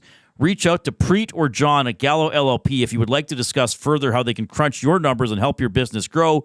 Visit their website, gallollp.ca, and see how Gallo LLP can help your business grow. So we were talking about this late in the show on Friday. Millwoods Christian, the Royals, beating the J.C. Charick Hawks 150 in the 6-a-side Alberta Bowl, played in Grand Prairie. Most points scored ever in a game. Previous record was 76. Most points by an individual, Hanil Uwanda. I hope I'm saying this right. These guys will correct me if I'm wrong. 42 points. Most passing yards, Haddon Williams, 553. And most receiving yards, 302 by Carter Harrod, a player on the Royals. And the coach is his dad, Rob. And Rob and Carter join us now. Guys, I thanks for waiting through those stats, but I assume you don't mind hearing them again. How are you doing? Oh, doing great, thanks. Yeah, it's good, doing good. Right on. Thanks for hopping on. First of all, to score 100 points in a football game, and I realize 6-a-side games can be a little higher, but still to get to 100, I'll start with Carter. What does that mean to you? It's really incredible to have the opportunity to do that with the team that I got to play with throughout high school. It was always just effort, one drive at a time, just going 100% every play, every time. And then that's just the result of hard work every play till the whistle blows. So, yeah. Rob, what about for you? You know, it's never a goal to score 100. I know sometimes kids get excited, like, oh, we're close to 100, whether it's basketball, football, it's a little bit hard to get to, but the 6-man game does allow for that. But you kind of always need the right formula. Like in a regular season game, you know, you're going to get up and score. And once you get up, you know, you're getting lots of young guys in. So even in this game, being a provincial final, we're playing a very good opponent. Hannah actually beat us 3 weeks before by about 25 points. And so we had to kind of change our game plan. And, you know, as a coach, you always think, I'm going to make a game plan. We're going to work to execute it. And you hope that you execute it. And usually you got to adapt and overcome adversity. I mean, our game plan kind of worked, and we kind of executed how we thought we would. So it was kind of special. I mean, the special part was winning a provincial championship. I was fortunate enough to be able to coach my son in his senior season this year to that provincial championship. But it was pretty cool to just have the whole experience and winning that championship. Okay, Rob, you were kind enough to send me some highlights from the game. I think you guys will be able to see this as well. This is so Carter had 6 touchdowns, and he wasn't even the most high-scoring player in the game, I believe. He actually was the highest scoring player. The stats guys, you can imagine, had a hard time tracking all the yards and catches. Oh. So he ended up, it was still a record. It was 36 points, tying a receiver from previous years. Okay. So he did get the 36-point record. But Hanil's on your team as well. He is, yeah. And he's also pretty good. Okay. Yeah, he did. Okay, so anyway, but we have one of Carter's touchdowns here. So if people haven't seen 6-a-side, and I don't know much about it, guys. I used to cover 9-a-side in Lloydminster, but 6-a-side. So Zach will roll the play here. So first of all, Rob, maybe this is easier for you as the coach, but tell us about the field dimensions and any relevant strategy differences in 6-a-side. So the field dimensions are 40 yards wide. So if you're looking at the field, that's how we're watching there. Basically, that's from the numbers to the numbers. We'll play either on a 110 or a 100-yard field. And the end zone is 10 yards deep. So it's a little bit of a smaller end zone, but you'll see a lot of the plays. You don't usually get in the red zone a ton. Usually you score from further out. And so you can see there with only 6 guys on the field, the one-on-one matchups are absolutely critical. And because you just can't afford to, play a zone, for instance. You're typically seeing man-to-man coverage. And if you got a man beater, and we're fortunate to have a couple of those this year, we did that a lot. Okay. Is everybody eligible to receive a pass? No. So you have to have 3 guys on the line. The middle guy on the line is ineligible. So that doesn't have to be your snapper. That can be like what you would think of as a tight end. So you could have the edge guy snap the ball. The middle guy is the one who's ineligible. No matter where you line him up. You can line him up almost like a wide receiver. So I could take 2 guys, send them way to the right side. One's on the line. That's the middle guy. He's ineligible. The other guy on the outside of him is eligible. So you can do very creative things in 6-a-side football by moving stuff all over the line of scrimmage. And do guys play? I know you don't have large rosters. Did the players have to play both directions, or do you have enough for set offensive players and defensive players? We definitely have enough. Our first championship back in 2012, I think, 13, we only had 12 guys on our roster. And some of those guys played both ways. Our program has had some success in the last few years, so our roster this year is probably the biggest it's ever been. We're actually at 32 players. Some of those really, really young guys, brand new to the game of football.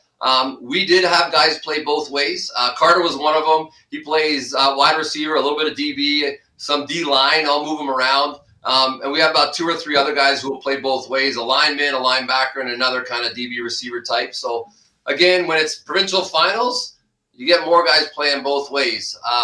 And I had the chance to watch the 9-a-side game after ours. And even there, they're playing both ways. Saw Harry Ainley's game. They got guys playing both ways. It's just when you're 6-a-side, you got 3 guys playing both ways. You got some pretty good athletes that you want to get on the field.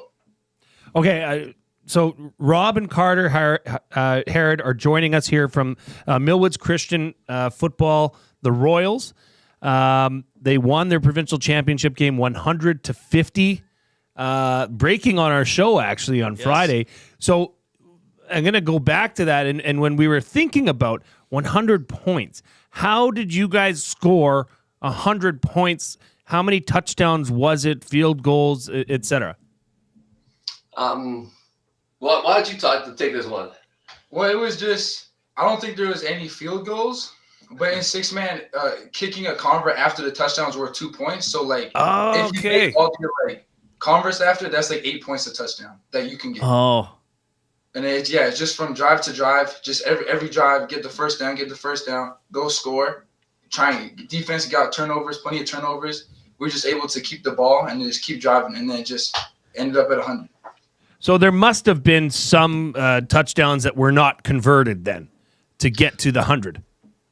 We actually did. So, and you know what? I didn't even have a massive count, but so Carter had 6 touchdowns. Haniel, who you talked about, he had 5 touchdowns. So that's 11. I think we had. So here, let me do the other math backwards. We actually had 11 converts converted, which is 22 points. So we wind that back to 78. Okay. And that makes 13 touchdowns. 13 touchdowns. Okay, there you go. That's amazing. 13 touchdowns. Our kicker, who's phenomenal, Levi Jones. He converted all 11 of them. And the reason you get 2 points for a kick convert is when you have to have a holder and a kicker, you actually have only 4 guys basically lined up to protect the kicking from happening. So they're rushing 6. You have 4 to protect because you got a kicker and a holder. So to be 11 for 11. And then later in the game, we did a couple just 1-point converts because we wanted to get some young guys some offensive touches. But he was 11 for 11 on converts, which is very, very good for any kicker in any league. That is an exceptional number. We understand. We were like I said, guys. I know a little bit about 9-man from Holy Rosary. They used to play 9-man in Saskatchewan. Rob probably remembers that. Carter wouldn't be old enough, but yeah. Okay, so Carter. So this is your grade 12 years. This is your last year of high school football. What does it mean to win a provincial title with your dad as the coach? It's really special. Not many kids and athletes get the chance to do that. And it was great to win the championship, but it was even better with my father alongside me as a coach and just having my dad there. It was just great to experience it with him, alongside with me. Carter, how big are you? In that highlight, you look like you're a fairly big guy. Yeah, I'm 6'4", around 210 pounds. Okay, so whoever wants answers, I don't know if you have aspirations beyond high school, but I'm wondering, do you sports schools look at 6-man the same way, or is it harder to get noticed for post-secondary playing 6-man because of the different rules and stuff? What can you tell me about that? I can go. I've talked. I've been on that journey through U Sport and the pros, and fortunately I know a number of coaches in the football world. U Sport. I've helped coach at U of A. So I think for the more conversations I have, U Sports guys are looking for size and athleticism and speed, and they're looking for athletes that are coachable. And we took some work on our part to get film out there. And we've got film out to the U Sports schools. We've got film out to the NCAA. And Carter, being 6'4", 205, 210 as a wide receiver, that garners some attention. He runs about a 4.6, maybe even faster now. And really the measurables become so important coming out of high school because any university coach, Canada or the US, they're kind of looking for the measurables. And can I take them and mold them into something in 2 or 3 years to be an elite level at whatever school that's going to be at? Rob, what did you play at when you were in the CFL? So I played wide receiver. I did my university career at the University of Ottawa, and then was drafted out here to what was the Eskimos. But what's your height and weight when you played? Oh, size wise? So I'm 6'3", and I tapped out at 6'3", so he's already taller than me.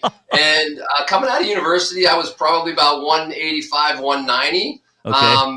After my first year, I kind of bulked up a little bit in the off season. I came into training camp the second year at about 205, but after training camp and all the running, I was probably right back down into the 195 range. So that was the biggest kind of I actually played at in the CFL. Carter, I want to ask you a question. As we were watching that video of you scoring that touchdown, you were running to the end zone, and I get it. You turn around, you're chatting with the defensive back that was covering you. I don't know if you need to ask your dad to leave the room to answer this question, but I'm going to put you on the spot here. But what were you saying to that young man? I don't think I actually said much. I think I was just like, yeah, that's right. I think that's what I said. Because the play before that, they kind of had this double team going on where the first guy was trying to tackle me, and the second guy came and just in the play right before that, they did that, and he kind of pushed me. So I was like, all right, let's go. And then we kind of went. I'm like, yeah, that's right. You're gonna throw it too. I'm still gonna score on you. It's like there wasn't much. I wasn't trying to get in trouble or anything. So the next step. I mean, you talked about you've got film out. You've got to U Sports, to south of the border. What do you think is going to happen? What do where do you think you'll be playing your football next year? It's probably between a smaller D2 school down in the States or Ottawa, down in Ottawa. Oh wow, you're going to go same place as your dad. Yeah, that's okay. Yes, options, yeah. How many? Sorry, I'm thinking back to a couple other questions here. How many 6-a-side teams are there in Alberta? It's varied over the years. It's been as high as, I think, 18, 19. We were kind of settling in at about 13, 14 over the last few years. And again, it fluctuates because there's some bigger teams that are trying to keep a program alive, so they may join us. Now that they've introduced this 9-man league, it's going to give another avenue for teams maybe that traditionally were 12-man. They can go to 9-man, and some of it's new programs saying, hey, I want to start this program. Like there's some schools like Breton Cougars. Corey Caldwell started the league back in the early 2000s, and he's from Saskatchewan, where kind of 6, 9, and 12 is well established. Right. But he brought it to Alberta, and then he grew the league. We were team number like 5 and 6. There was 4 one year. We were the 5th and 6th team, kind of coming in with another school, and then it's kind of grown. Some of those teams have moved up. Some have struggled to survive. But like for instance, Corey Caldwell's team in Breton, the smallest in the league, I think they have 30 boys in their school. And almost all of them play football, and that's kind of how he survives. And he does a great job there. Did a great job bringing it to Alberta. And we have an all-star game in Alberta with our league. In the past years, we've actually played a team from Saskatchewan, so they would have an all-star game. And then the kids all can get selected for Team Canada, which actually plays a team out of the United States that they put together. So there's a lot of opportunities. Okay. This is a great story. I mean, our eyes were popping out of our heads when we got the email on Friday. Like, we knew you guys were in the game. And then 100 points, I was like, what is going on? So I'm glad you guys came on, but I'm glad I think you educated me, and even Jay, whose life heavily revolves about football. I think you educated both of us big about time. 6-a-side and just how hard you guys work and the great program you have at Millwoods Christian. Rob, I just want to end with one for you. You're one, and Chris and Ed have said this. They want guys to come to Edmonton, stay and live in Edmonton and stay in Edmonton. Just your journey since you finished with the Esks, about becoming an Edmontonian and embracing the football community. Tell us about the last couple decades now, I guess. Yeah, it's been a while. I'm starting to get old. I actually ruptured my Achilles, and the first thing my physio guy said is, "That's an old man injury." So I was fortunate enough actually to play and be teammates with both Chris and Ed. Have a ton of respect for them. Super excited to have them building the Elks back to some glory days, I think. And so when I finished playing, and I just played for a few years, I kind of bounced around briefly with the Saskatchewan Roughriders and the Ticats. But I just need to make a decision of, how long am I going to be this bounce around football Canadian kid? So I just felt like it was time to get established. So I kind of hung up the cleats, and as soon as I was done playing, I started coaching. And so my first stop was actually at the University of Alberta and Jasper Place High School. So I got a teaching job, taught at Jasper Place, and then there were some coaches that I had played with that were starting to coach at U of A. So I went over there for a couple of years, coached with Ricky Walters, did the receivers. And while I was coaching there, I actually saw this 6-a-side game happen at Foot Field. And I was kind of interested, so I talked to him about it. And at that point, I had just taken an athletic director job here at Millwoods Christian School. And so once that job was established, I had some kids asking me, because they knew I was a football guy, well, can we play football here?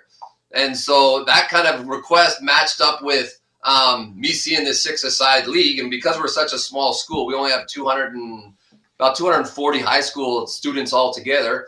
My second year here at the school, we started 6-a-side football. And since then, I've been coaching here. I've coached a little bit with the Golden Bears Selects. I've kind of chatted with and worked a little bit with the junior teams as well over the years in different capacities. But I've been coaching here since 2008. We won our first championship in 2012, and we've actually won 3 of the last 4 provincial championships. So it's been a teaching journey for me, but also coaching. And when I started the program, Carter was 1 year old. And I've been around long enough to coach him for the last 4 years, because in 6-man you can play from grade 9 through 12. Oh, okay. So the first championship with my son on the team was his grade 9 year, which was actually pretty special for a different reason. Like, he played not as impactful as he has been the last couple of years, but he won. He was part of that championship team, and it was actually at Commonwealth. So a pretty emotional time for me. My first year coaching my son in football. It was at Commonwealth where I spent, the majority of my pro career. We won 2 in a row. So the second one that we won, he was a massive part of. We had a real talented group. Last year, it was a bitter pill to swallow. We lost in the semifinal and we shouldn't have, but that's football. And so this was kind of a little bit of a redemption story for our team and a lot of our guys that Didn't get there last year, but we took care of business this year. Guys, thanks for coming on. Thanks for telling not just your stories, but the story of the school and educating everybody on six-a-side football for those like me who didn't know nearly enough. Congratulations again on the Alberta Bowl Championship. Yeah, thanks for having us on. It's great to chat. I love talking football, so that's a lot of fun. Thank you. Right on. That is Rob Harrod and his son Carter Harrod from Millwoods Christian, the Millwoods Christian Royals. So they beat JC Charwick out of Hannah 150 in the Alberta Bowl in Grand Prairie on Friday. I learned a ton. That was a fun interview. I had no idea about the scoring. So Six the and 1 two. point convert is 2. A run or a pass. A 2 point convert is the kick. Yeah. It's the opposite of conventional football or 12-man football. 13 touchdowns, though. We nailed it. So now we didn't know what the scoring rules right. So were. it was Haniel, I guess I said Haniel. Haniel Wanda, I think, had 5 touchdowns, not 7, because Carter had 6 and Carter had 3. So imagine I got 5 touchdowns in the provincial final. I was not the leading. What a team. That was second best. That's amazing. That was a great interview. That was Crunch the Numbers for Gallo LLP. Rob and Carter, very generous with your time.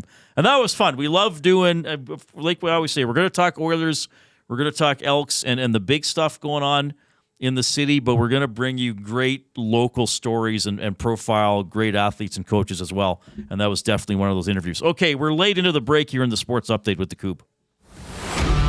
Get all the latest news and takes on everything Oilers with Dustin Nielsen and Tom Gazzola on the Oil Stream. Live at noon, Monday, Wednesday, and Fridays. Only on EdmontonSportsTalk.com.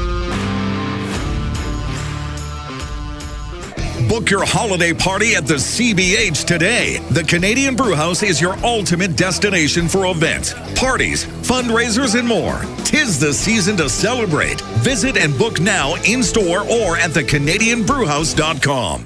In life, it takes a village. From childhood to your golden years, we all need support.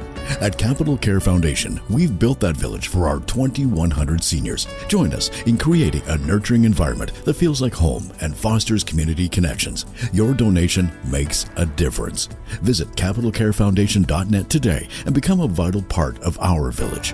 Because together, we can make every stage of life a shared journey. Be a part of the journey. Support Capital Care Foundation. Since 1952, William Huff has been the heartbeat of Edmonton's advertising world. From humble beginnings to a citywide powerhouse, we've been the go-to for signage from print to design and installation. Partnering with Edmonton's top sports franchises and major events, we've helped shape the city's global reputation. Our secret? Unmatched customer service, decades of experience, and a passion for excellence we call the William Huff Advantage. Visit us online at williamhuff.com. You've always known GCL Diesel as the experts in diesel fuel systems, but did you know that GCL is also your source for turbochargers and turbo repair? As a turbo supplier for Garrett, Borg Warner, and Holset, GCL can provide genuine original equipment turbos at wholesale prices.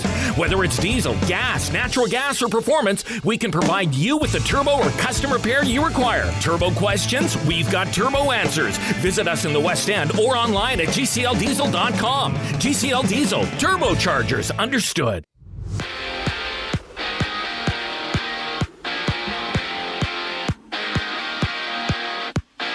The Oilers will be without Zach Hyman and Victor Arvidsson for the next 2 games as Edmonton gets set to play the Avalanche and the Hockey Club. And there's 6 games getting underway in just a moment, including the Hurricanes meeting with the Stars, the Golden Knights on the ice with the Flyers, the Avalanche battling the Lightning, and the Capitals with the Panthers. In NFL news, Gardner Minshew broke his collarbone Sunday night and will miss the remainder of the season for the Raiders. Down south, we also see the Chargers with the Ravens at 6:15, where you can join Lieutenant Eric at the Century Casino Sports Bar and Lounge on Fort Road for the action. Starting shortly, it's Raptors tipping off with the Pistons, the Magic on the court with the Hornets, and the Pelicans seeing the Pacers with 9 games in the association. The Reid Wilkins Show with Jay Milne continues right now. I'm Zachary Kubusch, keeping you in the loop.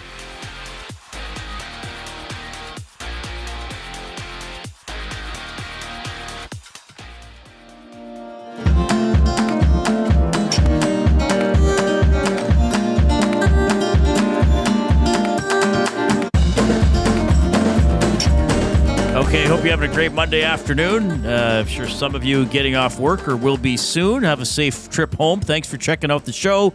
If you're consuming us on the YouTube feed, remember to give us a thumbs up. Hit that little icon that looks like a thumb going up in the air. We want to get to 100. A lot of pleasure delayers out there today. We are off and running. So now we're stalled a little bit. Of course, we're in the James H. Brown studio. James H. Brown Personal Injury Law Firm, the heavy hitters of injury law. With over 200 years of experience, James H. Brown will get you the settlement you deserve. Visit them at jameshbrown.com today and book your private consultation. Of course, you can email Reid at edmontonsportstalk.com, and you can text the EST inbox 780-218-9999. J. Milne. Okay. Well, there are some texts that have come in. Well, this one's probably a little... You tell me if you think this one's too late to read now, Reid, but I'm just going to read it. Okay. Hi, guys. Are you going to interview that football team that scored 100 points? Yes. Well, I'm glad somebody remembered. I am too. Let's see here. Yes. This comes from 7-footer. Great shot by Podkolzin on Saturday night. I think the dam will burst for him now. He had 14 goals as a rookie, so there's clearly some kind of finisher there. I think he was beaten down by Tocchet in Vancouver and is now liberated as an Oiler. That comes in from 7-footer. Well, time will tell. I mean, again, if he becomes a legit threat in the top six or just consistently in the top six and a player that his teammates trust, and again, it appears Leon Draisaitl sure trusts him, and McDavid's spoken highly of him as well. That all three of them were on a line there for a couple of games. Then that changes everything, because now you got a 23-year-old guy who's got some decent size, 6'1", around 190, 195, and if his puck skills come along where he can at least keep plays alive and get his shot off, well, then all of a sudden you've stolen a first-round pick from the Canucks. Quite frankly, just like St. Louis may have stolen a couple from Edmonton. Different circumstances, because this was a trade, but all of a sudden you are having a first-round player blossom that another team kind of gave up on him. I mean, the Canucks drafted him 10th overall. They traded him for a fourth-round pick. Yeah. That's a difference of about 90 picks, depending on where that pick's going to land. Well, and as a Canucks fan or brass, you'd be hoping, unfortunately, that this wouldn't work out, because it would look pretty bad on your organization if they, if Podkolzin does turn into something. Do you find I don't know. Do you find this Podkolzin player to be very polarizing? It's almost like some fans are against him. Like, how dare he be on the top six? Who is this guy? Well, I mean, I've sort of said that, but I'm not against him. I just have to say what I've seen from his performance as an Oiler. Okay. I mean, I'm not going back to 21-22 with the Canucks. Let me ask you this then, Reidster. Do you think he's improved this season? Yes. Okay. I do. So I do think his puck play has improved. Do I fully think that it's top six level or first line level? Well, I guess he's on the second line technically. TBD, brah. TBD, brah. I mean, look, as an observer, as someone who gives opinion about the Oilers, I have to give him a chance to get better. But early in the season, especially, I didn't see much from his hands and his puck skills. Okay, let me paint a picture for you here. All right. Podkolzin starts turning it up. Okay. He gains the trust of fans. He is on that top line. Mm-hmm. I'm not sure on the points total, but let's say he's having a good year. He's in the top 6 scorers on the Oilers. Say 6-7 scores, okay? Is this something to think about at the trade deadline? Do you move an asset like Podkolzin that has developed and blossomed into something you didn't think? You'd keep him. Or would you keep him? Well, he's only 23. You'd keep him. Sell the asset while the asset is valuable? No, you'd keep him. Okay. All right. This comes in from Tony. The Oilers are back until they lay an egg again. Very inconsistent team. They need Nuge, Hyman, Arvidsson, Skinner. I think he's referring to Jeff Skinner. Hard to say, I though. think Jeff Skinner. And maybe Pod to score before they can be considered a legit threat. Well, yeah, it's been kind of back and forth, isn't it? I mean, they beat Ottawa. Well, they're back. They lose. Who'd they lose to? Minnesota. That was a stinker. Then they play well against the Rangers and win. We need to see it. Yeah, I mean, we need to see a month in which they go, 4 or 5 games over 500 and really bank some points. How many games do they have in December? I didn't even look. Can you check, Zach? Sorry? How many games do they play in December? I'll check. So they got 2 games. So if they win both these games in the end of the week, which is a big if, but they'd be 4 games over 500 for November, which would be a decent month. If they win both, they would. If they win both, which would actually be a decent month. But yes, they have to get something more consistently. Again, the goal scoring, Draisaitl 16. I'm going to say this right now. I think Draisaitl is going to score 60 goals in the regular season. There's one of my, what did I have at the beginning of the season? My overly specific predictions. Yeah. Maybe that one's slightly overly optimistic, but he's got to 50 several times. Well, he's got 16 and 22. Yes. McDavid's up to 11 goals. There's 13 games. In December. 8-4-1. That'd be a pretty good December. That'd be a great December. Bouchard has 6. Perry has 4. Jeff Skinner has 4. Brett Kulak has 4. Do you know his pace right now, what it's on pace for? Which player? Leon. It would be 62 goals. 59.63. Oh, really? Well, he'll get 60. At this pace. Especially if the power play picks up, which I still insist is going to happen. Connor Brown has 3. Zach Hyman has 3. Nurse has 3. Arvidsson 2. He has missed some games. Henrique 2. Nuge 2. Podkolzin 1. Ekholm has 2. Janmark has 1. So look, who did that guy list in his text?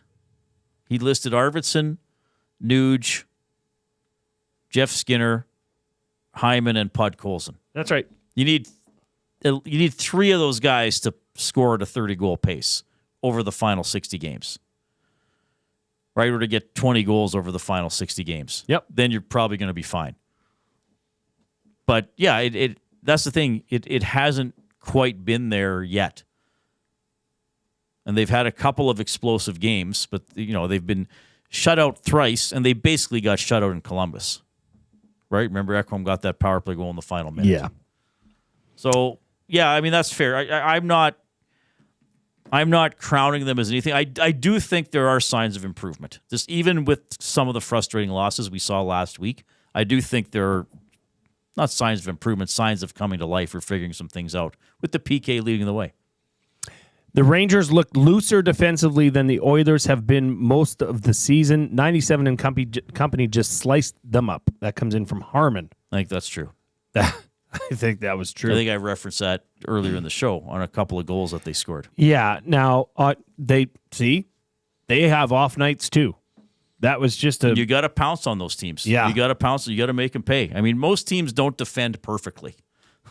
So the Oilers have players, but they don't have those chances. compounding mistakes. Yeah, right. Like that goal that McDavid scored, the 5th goal, as beautiful as it was, when he walks across the ice on that a 2-on-1. was a comedy of errors defensively. Yes. So there you go. What about the pass back to Draisaitl for his goal in the second?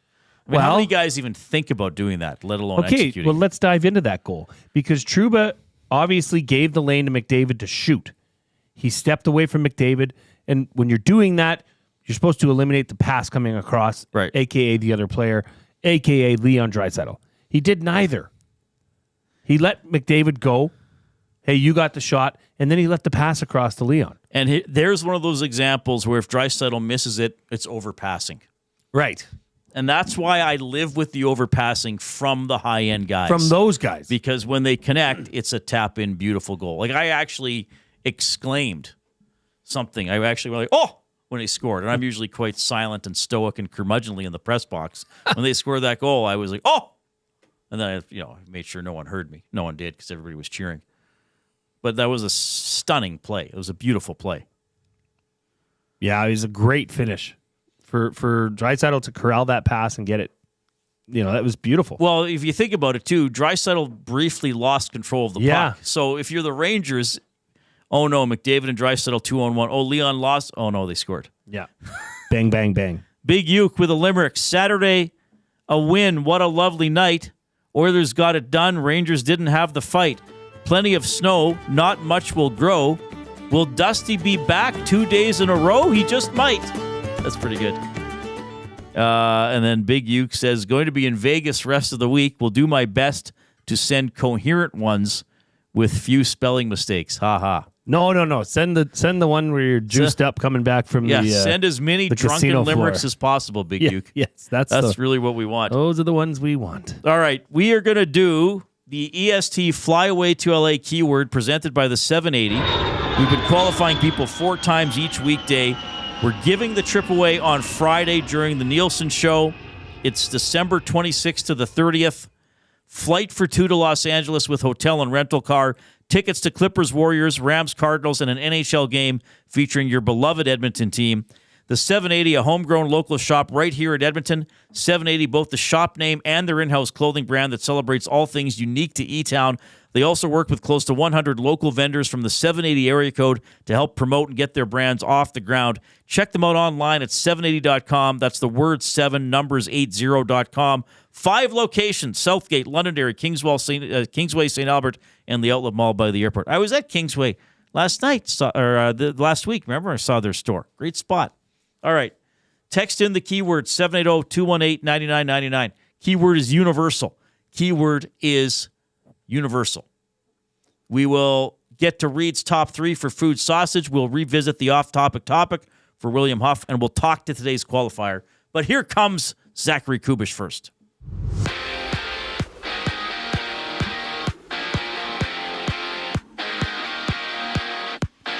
Victor Arvidsson and Zach Hyman will miss the next 2 games as they've been ruled out for another 5 to 8 days. And right now in the NHL, the Stars lead 1-0 over the Hurricanes, and the Predators are up 1-0 over the Devils. Well, in the game with the Avalanche and Lightning, it's the Lightning with the only goal in that game, with 3 other active games, seeing the Golden Knights with the Flyers, the Capitals facing the Panthers, and the Blues going at it with the Rangers. NFL injuries see Gardner Minshew out for the rest of the season for the Raiders, with Minshew breaking his collarbone late in last night's game against the Broncos. Monday Night Football action has the Ravens and Chargers, where you can join Lieutenant Eric at the Century Casino Sports Bar and Lounge for 6:15 kickoff. And on the court right now, the Raptors trail by 10 against the Pistons, while it's tied between the Magic and Hornets. And the Pacers leading 18-8 over the Pelicans. This sports update has been brought to you by Wheeler's RV and Boat Storage, conveniently located 10 minutes west of St. Albert. Wheeler's RV is your safe and secure place to store your RV, boat, or whatever it is you want to store. Visit them at wheelersrvstorage.com today to get your storage needs taken care of. Right after the break, we bring up our qualifier for the EST Flyaway to LA. I'm Zachary Kubusch, keeping you in the loop. Wake up with the Nielsen Show with Dustin Nielsen and Lieutenant Eric. Weekday mornings 6 to 9 on EdmontonSportsTalk.com. Ready for an unforgettable sports experience? It's the EST Flyaway to LA. Presented by the 780. Listen daily for the EST Flyaway keyword. Once you hear it, text us at 780-218-9999 for your chance to qualify to fly to LA. Round trip flights for 2, hotel and car rentals, all to go see Edmonton face off against either LA or Anaheim. Plus, experience the brand new Intuit Dome as the Clippers tip off against the Warriors, and top it all off with the Rams kicking off against the Cardinals at SoFi Stadium. This is more than just a trip. This is the ultimate sports experience. The EST Flyaway to LA, presented by the 780 and Edmonton Sports Talk. Your clear choice for Edmonton sports. You want the heavy hitters on your team, both on and off the ice. If you've been injured in a car accident, call the heavy hitters of injury law. James H. Brown and Associates, Alberta Injury Lawyers. With over 200 years of combined injury law experience, their precedent-setting lawyers are ready to help. Locally owned and proud Edmonton Oiler fans, James H. Brown and Associates wants to support you with their unrivaled experience, unrivaled results, and unrivaled commitment. When accidents happen, head to jameshbrown.com. Hey Edmonton, ready to take advantage of lower rates and better pricing? South Fort Chevrolet in Fort Saskatchewan has you covered. From rugged trucks to sleek SUVs. And with over 40 years in business, you can trust that you're getting the best deal on your new ride. As the proud title sponsor of the Nielsen Show, EST listeners can drive a little to save a lot with South Fort Chevrolet's transparent pricing and down-to-earth sales team. Visit us today in Fort Saskatchewan or online at southfortchev.com.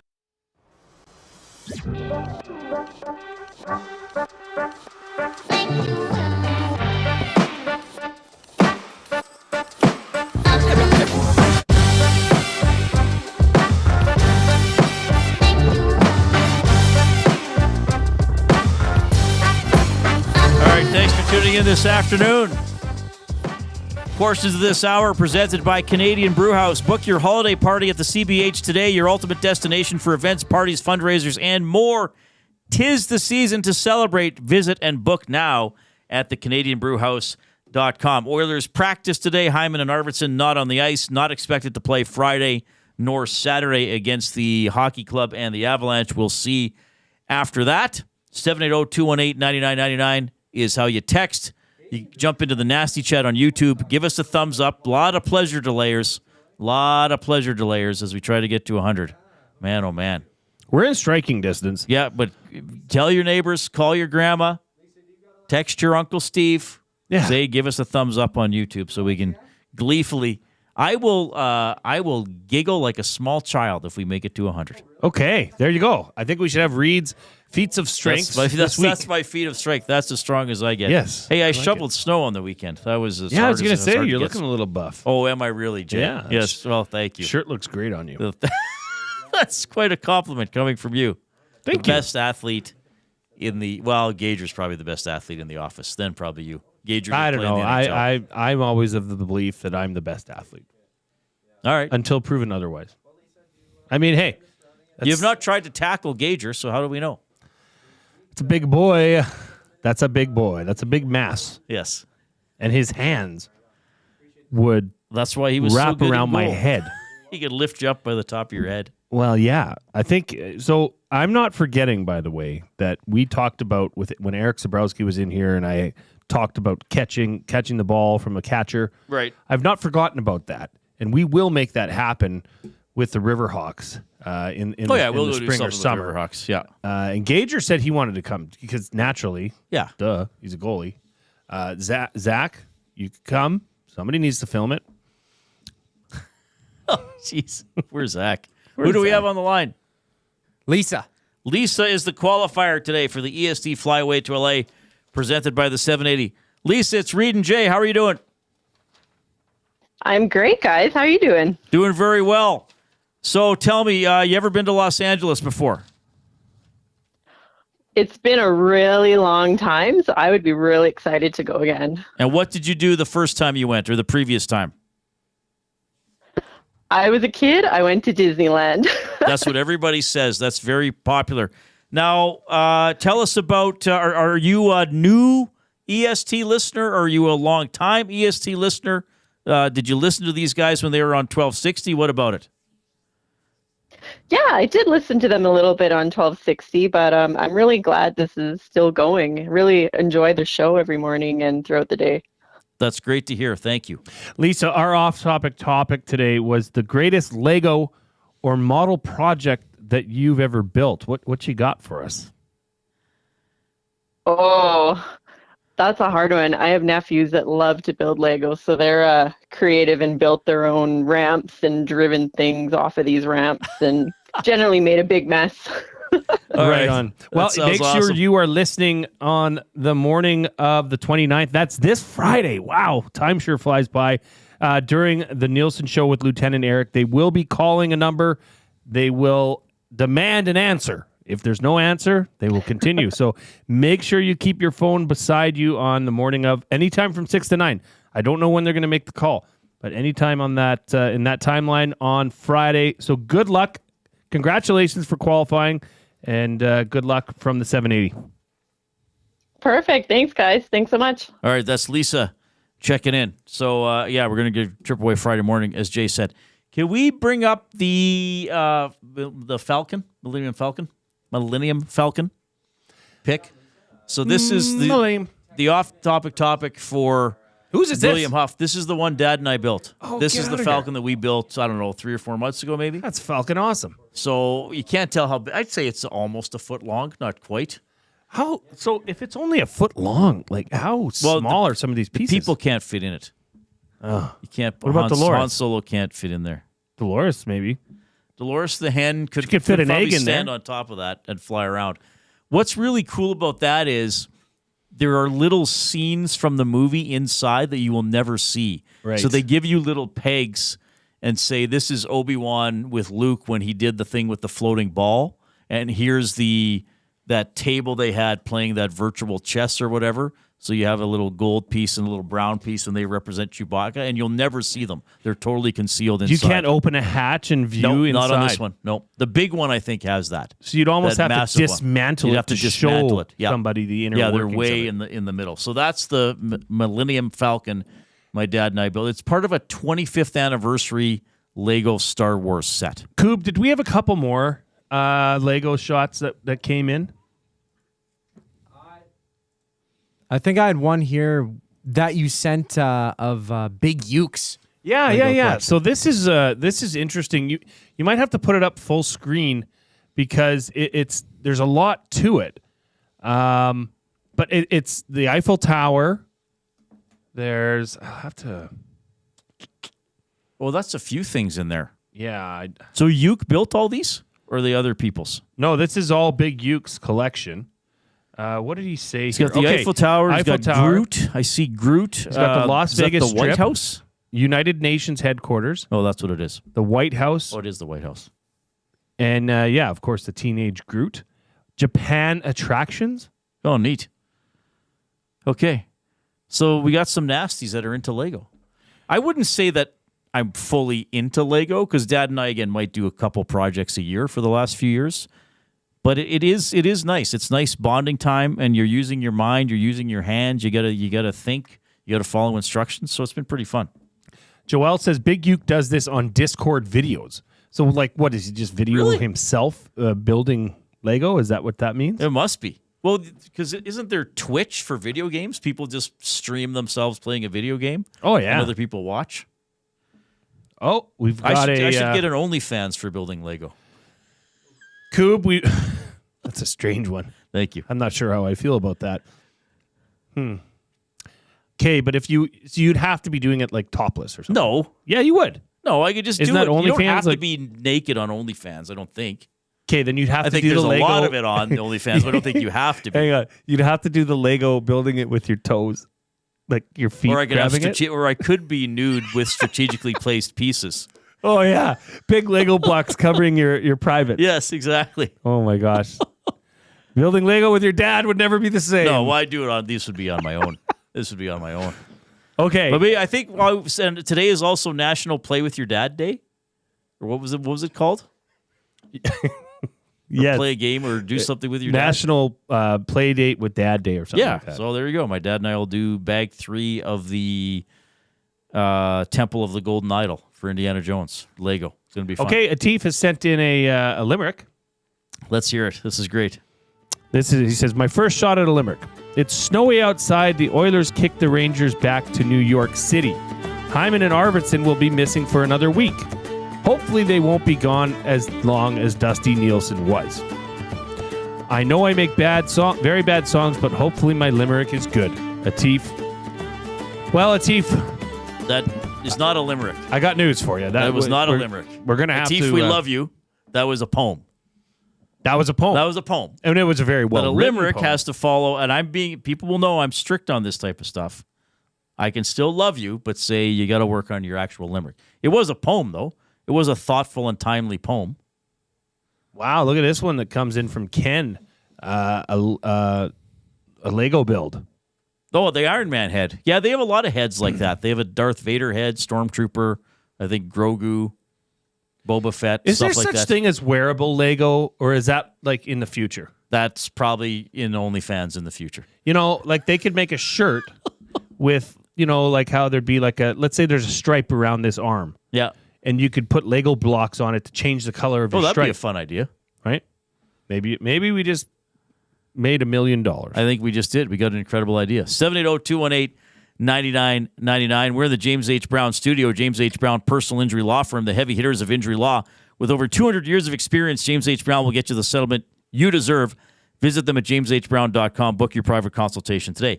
So we build the Lego at my parents' house. Okay. So I was over there last night, and my mom comes to look at it, and she said, like, what is this? I said, it's the beginning of Raiders of the Lost Ark.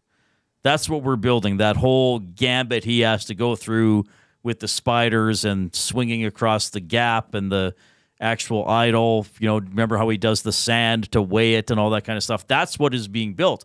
So I said to Mom, before I go home tonight, I'll show you the beginning of Raiders of the Lost Ark. Oh, nice. Which now is not free on Amazon. Oh, no. On Prime. I have to pay for the upgraded Prime, which I'm too cheap to do. So I said, I'm sorry, I'm not going to rent the movie just to show you 15 minutes of it. So, but for some reason, it suggested King Kong, the one that Peter Jackson made after he made the Lord of the Rings trilogy. And I said, oh, there's a scene in here where he fights 3 T-Rexes. That's a classic scene, I think. It's like that movie is not a great movie. It's 3 hours. You know, it's a little cumbersome, I think.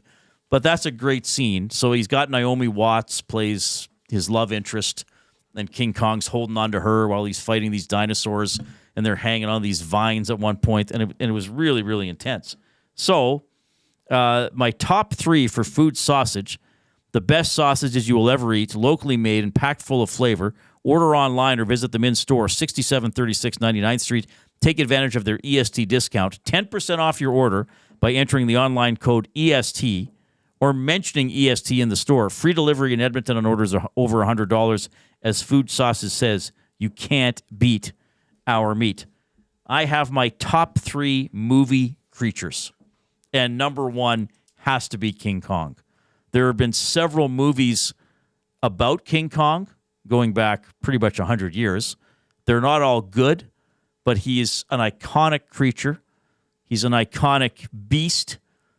I think generally he's a good guy. Well, he is a good guy, though he's often mistreated by evil humans. And that scene after he defeats the dinosaurs in the King Kong movie from almost 20 years ago, he does this great chest beat and roar, you know, and picks Naomi Watts up and throws her on his shoulder and, you know, gallops triumphantly back into the jungle. So my number 1 movie beast/creature has to be King Kong. I don't know how you could go elsewhere. Where else? I mean, that's a big. There are other places you could. There's a lot places I could have gone for this that I didn't go. One of these, well, the other 2 are really. One of them's a movie that I think was really, really good. The other one, I'm doing it just to be a little bit cheeky and different, but it's a very underrated movie. But number 1, I'm going mainstream with King Kong. I like. Okay. I haven't seen all these latest Kong versus Godzilla. Kong, there's too much now. But King Kong's a classic movie creature. What is that? This may be the stupidest question on the show, but oh well. There are no stupid questions. Is that a gorilla? Is King Kong a gorilla? I'm pretty sure he's a gorilla. Or is it an ape? What is King Kong? Let's Google that. I think he's a gorilla. Yeah, he's in the Peter Jackson movie. He's a silverback gorilla. Okay. King Kong Wikipedia page says he's a fictional monster or kaiju resembling a gorilla. He has been dubbed King of the Beasts. He debuted in 1933. Still going strong.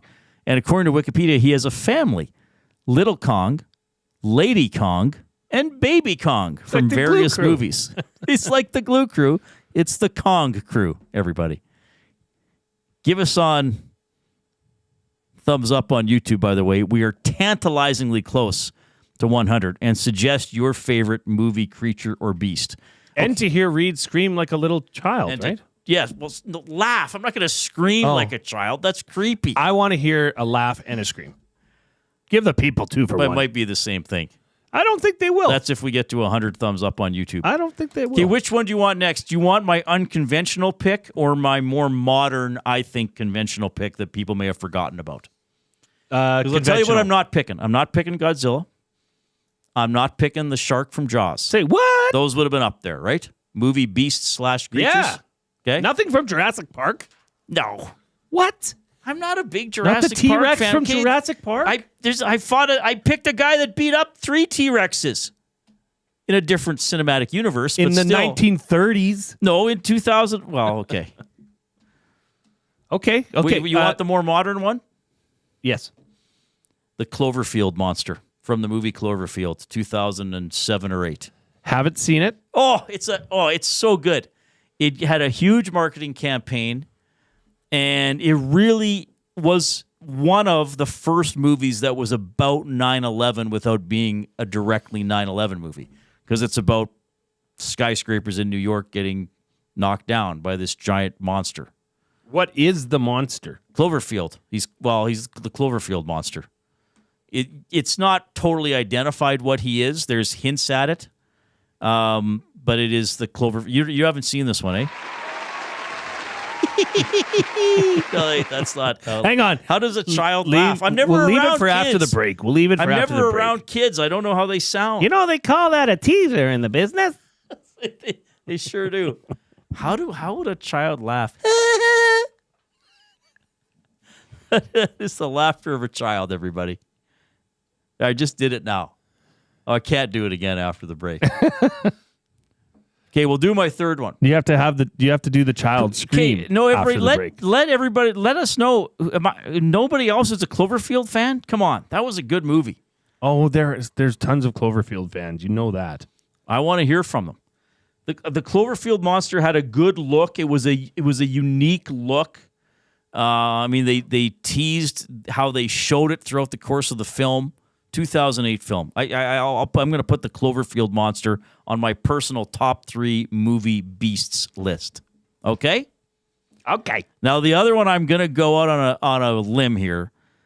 But whenever somebody brings up, like, what's a good, not necessarily horror movie, but what's a good, like, creature movie that's, not too scary, but is a little bit suspenseful, but still has some fun. And I often mention this movie. Okay. Can I try guess? Yes. I'll write it down. Okay. Because I think I've heard you talk about this movie before. I don't know if you have. Is it that? No. I should have put that on the list. Okay. Okay. I'll talk Maybe about that one later. top 6. Yeah, it's because this could have a lot of entries on it. Oh, I'm so excited to say this. I want people to guess it now. Okay, well, guess through the break. Betty White's in the movie. Guess it through the break. Betty White is in the movie. All right, we'll leave it at that. The Coupe. I just checked. Her character's name is Dolores. To win an autographed poster, autopecked poster by Dolores the Hen, guess this movie that I'm talking about with one of my favorite movie creatures. 780-218-9999. We got the Coupe with the sports update.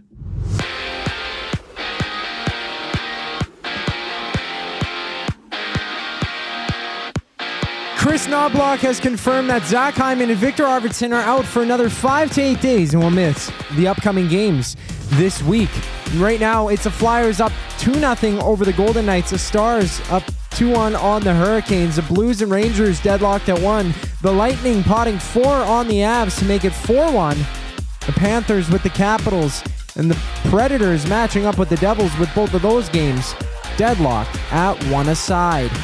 Just getting underway, it's the Islanders and Red Wings before the Jets meet with the Wild and the Flames face off with the Senators. NFL injuries see Gardner Minshew out for the rest of the season for the Raiders, with Minshew breaking his collarbone just 3 minutes to go in yesterday's loss to the Broncos. Monday Night Football action sees the Chargers going at it with the Ravens, where you can join Lieutenant Eric at the Century Casino Sports Bar and Lounge on Fort Road for the action. In the NBA right now, it's the Pistons up 29-22 over the Raptors. The Hornets in a tight game, 25-24 against the Magic. The Pelicans down by 5 against the Pacers, while the Hawks and Mavericks just getting underway, and the Clippers and Celtics also just tipping off. Just after the break, the Reid Wilkins Show with Jay Milne continues. I'm Zachary Kubusch, keeping you in the loop. Black Friday at FXR Edmonton is the place to shop for the best deals of the year. Whether you're looking for snowmobile apparel, riding gear, workwear, or a new jacket for looking stylish around town, FXR Edmonton is the place to be. Door crasher deals up to 80% off, and the entire store is on sale, so don't miss out. the best deals of the year. Black Friday at FXR Edmonton, 8 a.m. to 8 p.m. Come see us at 324 Mayfield Common.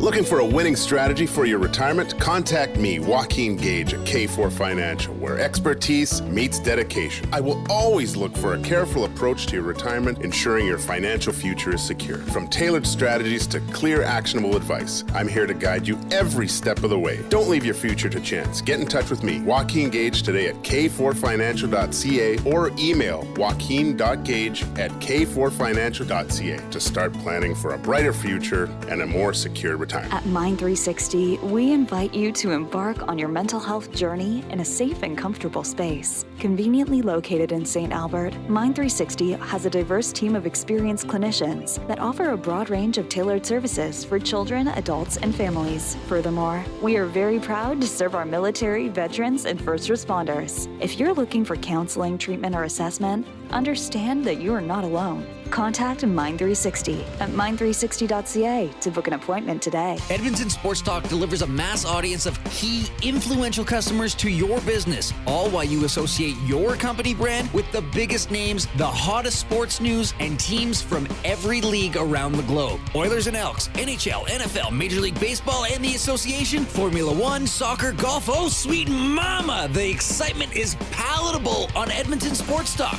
It's where fans go to get their sports fix and where our partners find the most loyal consumers. Contact us today and see how our team on Edmonton Sports Talk can score the biggest goals for your business. With various advertising options available, email business@edmontonsportstalk.com or head to our website and send a message at edmontonsportstalk.com.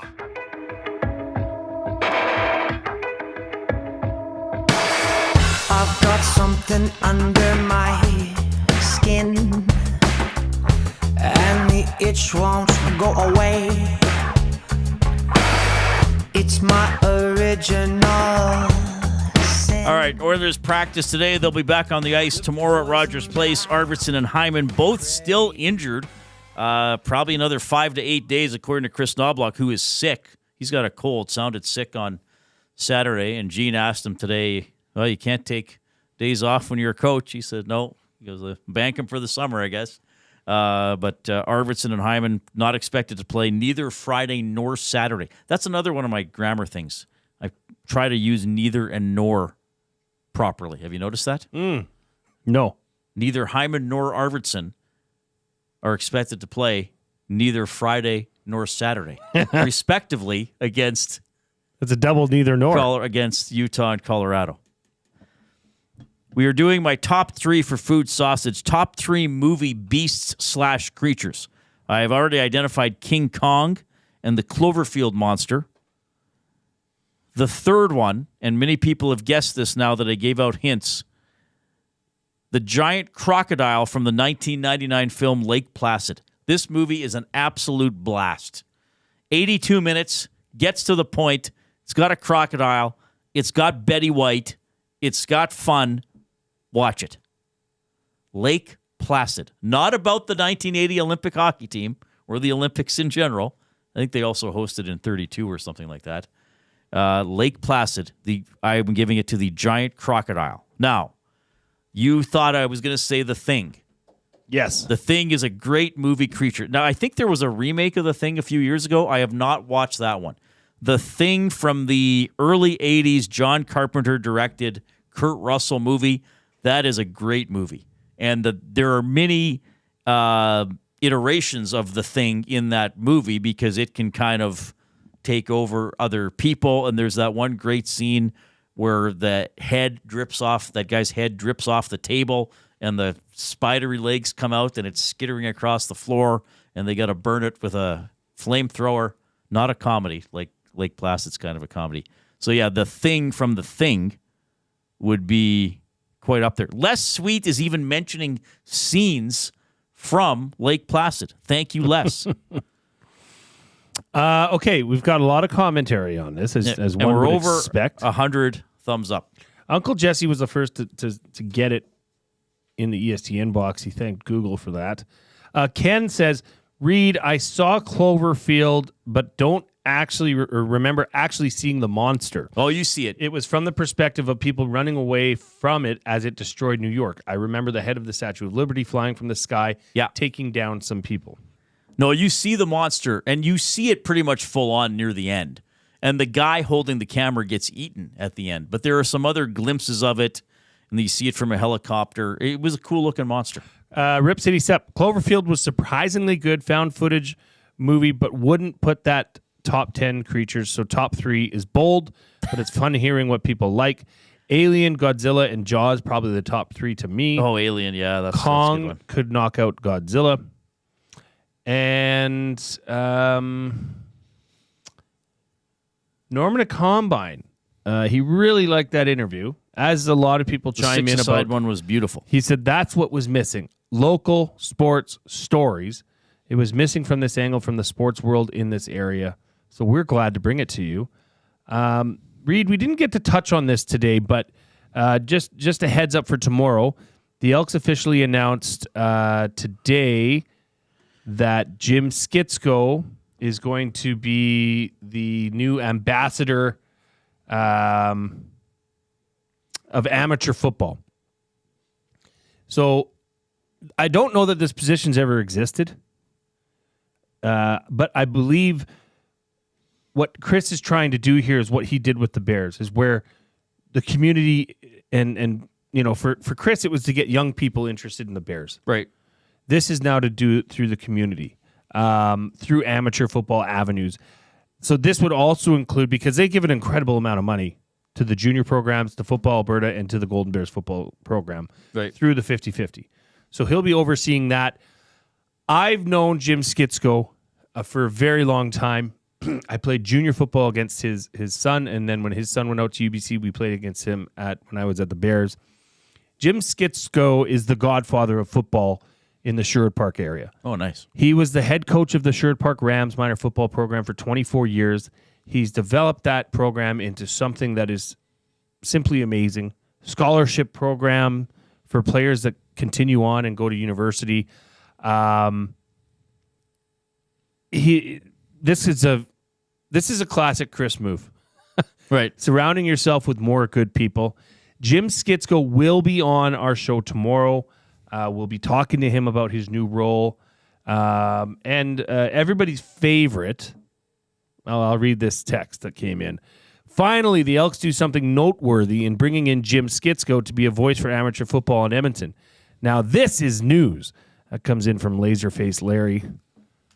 Well, Larry's supporting, or is he mocking it? I think he's saying that he's not happy with the hiring of Ed Hervey because he says, finally, they've done something. Oh, I see. Okay. And then speaking of the Elks, this one came in earlier and we never got to talk about it. But if you were interviewing people to be the Elks head coach, what questions would you ask? That comes in from Dan. Wow. Oh, Wheels Farhat. Harry from Harry and the Hendersons. Best movie monster. That's pretty good. That's pretty good. Because it's a comedy. He's not a monster. He's just a misunderstood. Well, he's a creature. I said top 3 movie beasts/creatures. He's a beast. Well, and I didn't say it had to be horror movies or things that kill. We both agreed on it. Anaconda. Oh, Anaconda. Yeah, Jennifer Lopez and John Voight and Eric Stoltz. What a cast! Yes, Anaconda, the original Anaconda. That's beautiful. I saw that in the theater with my buddy. All right. Predator? Oh, that's a good creature, yeah. That's up there. Yeah, Predator would be up there. Predator's up there. Yeah, the Predator. Les says, could Reid start asking Oilers in the post-game / practice interviews off-topic questions? Leon's favorite movie monster could be interesting. No, I will not start doing that because they wouldn't get good answers. Unless I would have to tell them ahead of time, hey, I'm doing this, and they may not want to participate. The snakes in Tremors. Oh, wow. Okay, I'm going to say this. Tremors, yeah. To anybody who has not, and probably younger people in the audience, I consider the film Tremors a must-watch. Like Kevin Bacon, it's Michael incredible. Gross. Yeah. Was Reba McEntire in it? Yeah, I think so. It is an absolute like if you want to talk about a monster movie, and it's not scary. Yeah, I mean, Reba there might be some suspenseful type stuff. 1990, like it's not going to give you nightmares. And I remember when I was kind of studying drama and stuff in university, and I took some like screenwriting thing on a weekend with a friend of mine, and the person giving the talk or whatever said Tremors is considered one of the best screenplays ever written at the time, just because of the structure of the story, right? Like how it introduces the characters, how it presents a problem, how it escalates the tension, how the conflict grows, how they win in the end, and all that kind of stuff. And Tremors is an awesome movie. I watched that at a young age, probably too young, because we were at my cousin's or something, and this was on. Great poster too. Oh, great. Tremors. Watch Tremors when you watch it Christmas Eve with your family. Okay, what would I add if I? Okay, that's hard for me to know because even though I've never participated in an interview for a head coach, and in the jobs I've had, it's been a long time since I've interviewed somebody. I would think that these interviews for head coaching positions in pro sports are probably more conversations than Q&A, and just seeing if the values align, or I don't think it's a lot of, hey, Rick, it's 2nd and 4 from the 30 and we're down 6. What play you're going to call? I don't think it's that. I think you don't think there's some of that? No, I don't. I think situationally you could present some of those questions. I think you see what you're going to do. Yeah, I guess. Maybe football might have more of that than other sports, but I think it's more about, do you align with the culture we want to build? Yep. But there might be, what there could be. Okay, you speed or size. Like how are you going to use players? If you got a bunch of slow guys, what are you going to do so you can still be successful? Maybe there's some of that, but I think it's more. First of all, I think Ed Hervey already knows who he wants to coach the team. Yes. He kneh that coming into the So GM he role. probably is going to have a conversation with that person just to make sure that they're interested, and that, again, that the values align. I don't know, Jay. What do you think? Do you think it's a hardcore Q&A? See, okay, do you want to talk specifically about the Elks right now? Sure. Okay, so here's the situation. Ed came in with the number one candidate. Yes. 100%. When he interviewed for the GM job. Yeah. When you're interviewing for the GM job, you have to have a head coach attached to that. He already knows who he wants. Right. It's a matter of if it takes two to tango. Now the person he wants is because there's a relationship there. There's already a trust that's built. There is an understanding that this coach will coach the players that we all select the best and put together the best team. Now, do I think that's Rick Campbell? Yes. And he's going to bring his talented offensive coordinator with him? Oh, really? Yes. Okay. Who was here prior? Maximic. But left. Mm-hmm. Then you've got a bit of a... I just think that would put all the pieces in place. Now, when Ed Hervey is talking to Rick Campbell, is that an interview? I don't think it's as much of an interview. I think now this is okay. this is where Chris wants to see this team here, here, and here. This is his direction. I'm now under his leadership. Are you still on board with where this team's going? Like, to me, the questions might be more, what are you going to do to put in the culture that we want here in Edmonton? Or what do you think constitutes a good culture? How are you, if a player is continually proving that he isn't fitting into that culture, what steps are you going to take? I think those might be the questions more than tactical questions, personally. Well, but those are questions to be answered by the general manager. Player acquisitions and moving. But then the coach has to deal with the players on a day-to-day level. So I think that's what I would get the sense that this is a no BS kind of mentality. Yeah, for sure. If you don't like it, like Ed said, there's 8 other teams or I'll just send you home. And I don't mind that approach because it hasn't been working otherwise here recently. Bronco Nick says Cujo, the dog. Yeah. That's a good one. And people have done a good job separating the horror movie villains like Freddy and Jason from actual creatures like we're talking about. We're talking animals, aliens, fictional beasts, stuff like that. Pretty incredible how smart the Nasties are. Rip City said gremlins. Yeah, they'd be creatures. Yes, they're not human. They're not human. But I just I hope. weren't they they popped out a gizmo. Well, I know, but weren't they friendly at the end? Like, didn't they kumbaya? I've never seen the movie. I think they blew them all up in the movie theater, didn't they? Yeah, I think know. They blew them all up. Okay. Yeah, not good. Remember Spike was the chief bad one? I've never seen it. I wasn't allowed to watch it as a young man. Okay. And I don't see I saw myself Gremlins in the watching it at theater last 43. Christmas. It was at the Garneau at the Really? Metro. Yes. Well, I told that story. Yeah, when we did our show from there. All right, we better go. It's almost 6 o'clock. Hey, Coop, great work.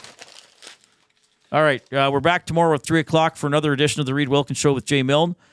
EST live programming resumes at 6 a.m. with a guy named Dustin Nielsen and the Nielsen Show. On Heard of behalf him? of the Coob and the Glue Guy, I'm Reid. Thanks for checking out the show. See ya. Get to know the winners, props, plays, parlays, and more with Nielsen and Hustler. Weekday mornings at 11 on The Lock Shop. Only on EdmontonSportsTalk.com.